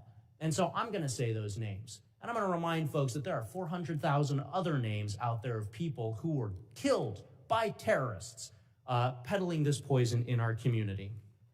In Colorado, since 2020, Colorado has lost over 7,000 lives. At times, Colorado has had the second highest overdose rate of teenagers in the country. And so I am absolutely thrilled that we've been able to work together to secure the border and to go target these worst of the worst individuals here. And so to Director Kent, can you just talk about how cartels are adapting their drug and human trafficking methods in response to the new border security and the new focus and emphasis on getting these people out of our community? And what sort of resources do you need from Congress to continue disrupting? We all know action, reaction. We do something to keep Americans safe. The cartels react to that. What sort of things do you need from Congress so that we can continue to stay one step ahead and not have another 400,000 dead Americans? It's a great question. Because President Trump and Secretary Noem decisively secured the border, a lot of the fentanyl smuggling and drug smuggling is moving to the maritime environment on both coasts, whether that's in the Gulf of America, the Caribbean, or in the Pacific. So we're going to need a good deal more ISR, intelligence, surveillance, and reconnaissance platforms to cover that big and broad space so we can pick up these drug boats and take them off the battlefield. Thank you so much for that. So in addition to being a cop and a soldier for a combined 22 years, I am the only Latino from the Colorado delegation here in Washington, D.C., my district, 40% Hispanic. And so I am a little bit disappointed that the secretary left early because I wanted to make it clear that my Hispanic community also supports getting these drug dealers, these criminals out of our community because the Hispanic community suffers as well. But I also wanted to talk about, as we used to say in the military and law enforcement, you got to play the hand you're dealt, not the hand you wish you had. And the hand we're dealt right now is somewhere between 35 and 42% of the agriculture workforce in the United States are folks who are not here legally. And so as we're having this conversation around border security and deportations, I just wanted to have a little bit further exploration around how do we make sure that we protect our national security, because we know that national security starts with food security. If we can't eat, we can't do any of the other things that we're talking about here today. And so continuing that conversation around how we strike that appropriate balance to make sure that we are supporting our farmers and so many other industries with some of those numbers that I've mentioned. So I can see that my time has expired. Yield back to the chairman. Gentleman yields back, and I appreciate the members for being here. I now want to entertain any of those unanimous consents. The gentleman is recognized. Thank you. I ask unanimous consent to include into the record an article by ProPublica from October 16, 2025, entitled, "We found that more than 170 U.S. citizens have been held by immigration agents. They've been kicked, dragged, and detained for days." I'd also like to add an article by NBC News from December 7, 2025, entitled, "ICE has arrested nearly 75,000 people with no criminal records, data shows," and the letter that I sent on October 3rd requesting a meeting with Secretary Noem. Without objection. Can I do one more? I'd also ask for unanimous consent to enter into the record an article from USA Today, December 2nd, titled, "Trump Pardons Cocaine Kingpin Who Ruled Honduras." Without objection. Thank you. And last one, I'd like unanimous consent to be entered into the record a letter dated today, December 11th, after the conversation with the Secretary, with dates of availability in order to be able to meet with Secretary Noem. Without objection. Thank you. Gentleman yields. Any other? Mr. Chairman, I ask unanimous consent to interrupt. Gentleman's recognized. We've heard over and over again that Border Patrol would only target those people that were, in fact, dangerous criminals. We've seen since the time in New Orleans that less than 1/3 of those have been detained have been criminals. I'd like to submit in the record this article by the AP, which demonstrates the statistics that clearly show that these agents aren't, in fact, going after hardened criminals, but people who look a certain way. Mr. Chairman, I have one other item that I'd like to also show over and over again. DHS will be targeting dangerous criminals. And here's a second article that demonstrates, in fact, that the people that they're picking up, many of which are, in fact, U.S. citizens because they look a certain way. The central theme that I'm offering in these unanimous consent articles is you cannot singularly identify a place or person of origin by the way they look. Our Constitution protects us from that. This is a gross miscarriage of justice. Without objection. Gentleman yields. Closing. Gentleman, recognized. Thank you, Mr. Chairman. Mr. Chairman, this secretary abandoned her duty to testify at this committee hearing, and refusing to answer our question is unprecedented. No other secretary, even those under threat of impeachment, have just gotten up and walked out of a hearing when nearly half the members haven't even asked questions. On one level, you can't be surprised because she's failed to answer our letters and other requests for information. Secretary Noem did not even want to appear at all today. To add insult to injury, I'm told that when she left, she did not leave the building. She went to the anteroom. Furthermore, to ostensibly go to a FEMA council meeting for 1 o'clock. I understand on good information that the FEMA council meeting was canceled. So there was no need for her to go. She was a liar with no respect for congressional oversight. She joined FBI Director Kash Patel in telling the U.S. House Committee on Homeland Security to pound sand by getting up and walking out in the middle of the hearing. We were told that she'd be here until 1 o'clock, but she left significantly early. This is embarrassing display from someone who can't take the heat, is disrespectful to the committee and the Constitution, the separation of powers. But again, what else can we expect from an administration led by a man who sicked a mob on the Capitol on January 6th? Mr. Chairman, because the secretary walked out of the hearing, I move that this committee subpoena Secretary Noem back to continue her testimony. Thank the gentleman. I yield back. The gentleman yields back. Mr. Chairman, I move to table the motion. Gentleman moves the table motion. I thank the gentleman for that motion. Now,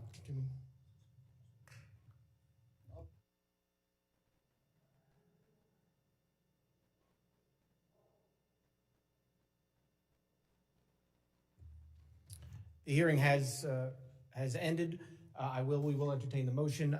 I would like to excuse the witnesses and thank them so they don't have to wait around for the vote. First, also thank the Capitol Police for being here today and doing a great job, and thank the witnesses for being here today. The hearing is on worldwide threats. I'm sorry we didn't get to focus a lot on that today. As someone who's from New York, and 25th anniversary 9/11 is coming up, I thank you all for the work you're doing to keep us safe and make sure another 9/11 does not happen. The members of the committee may have some additional, okay, we'll do it at the end, all right. The witnesses are excused.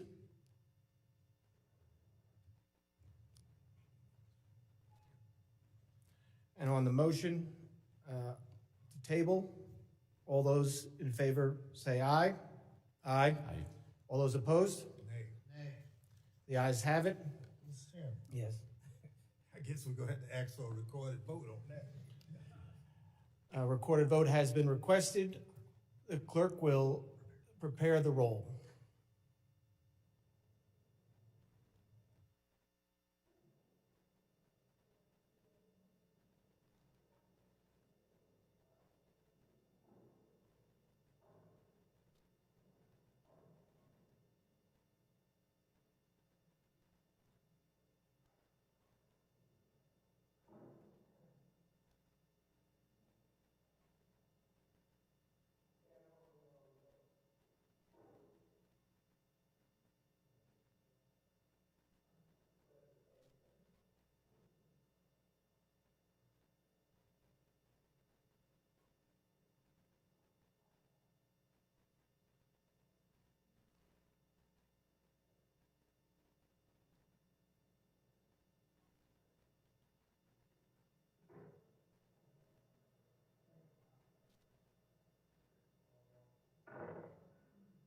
Mr. Chairman, can I just have a point of personal privilege to ask you a question? It's an easy one. It's a statement. It's a point of personal privilege.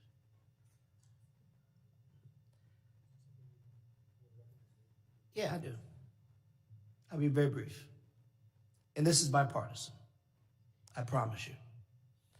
I think Gentleman's recognized. the fact that the secretary left prematurely is not only a disrespect to you as chair, but to the entire body. I think the fact that this secretary, at your request, and the hurdles you had to go through to get her here, to leave prematurely for a meeting that was canceled, that really did not hold the weight that she suggested because it never happened.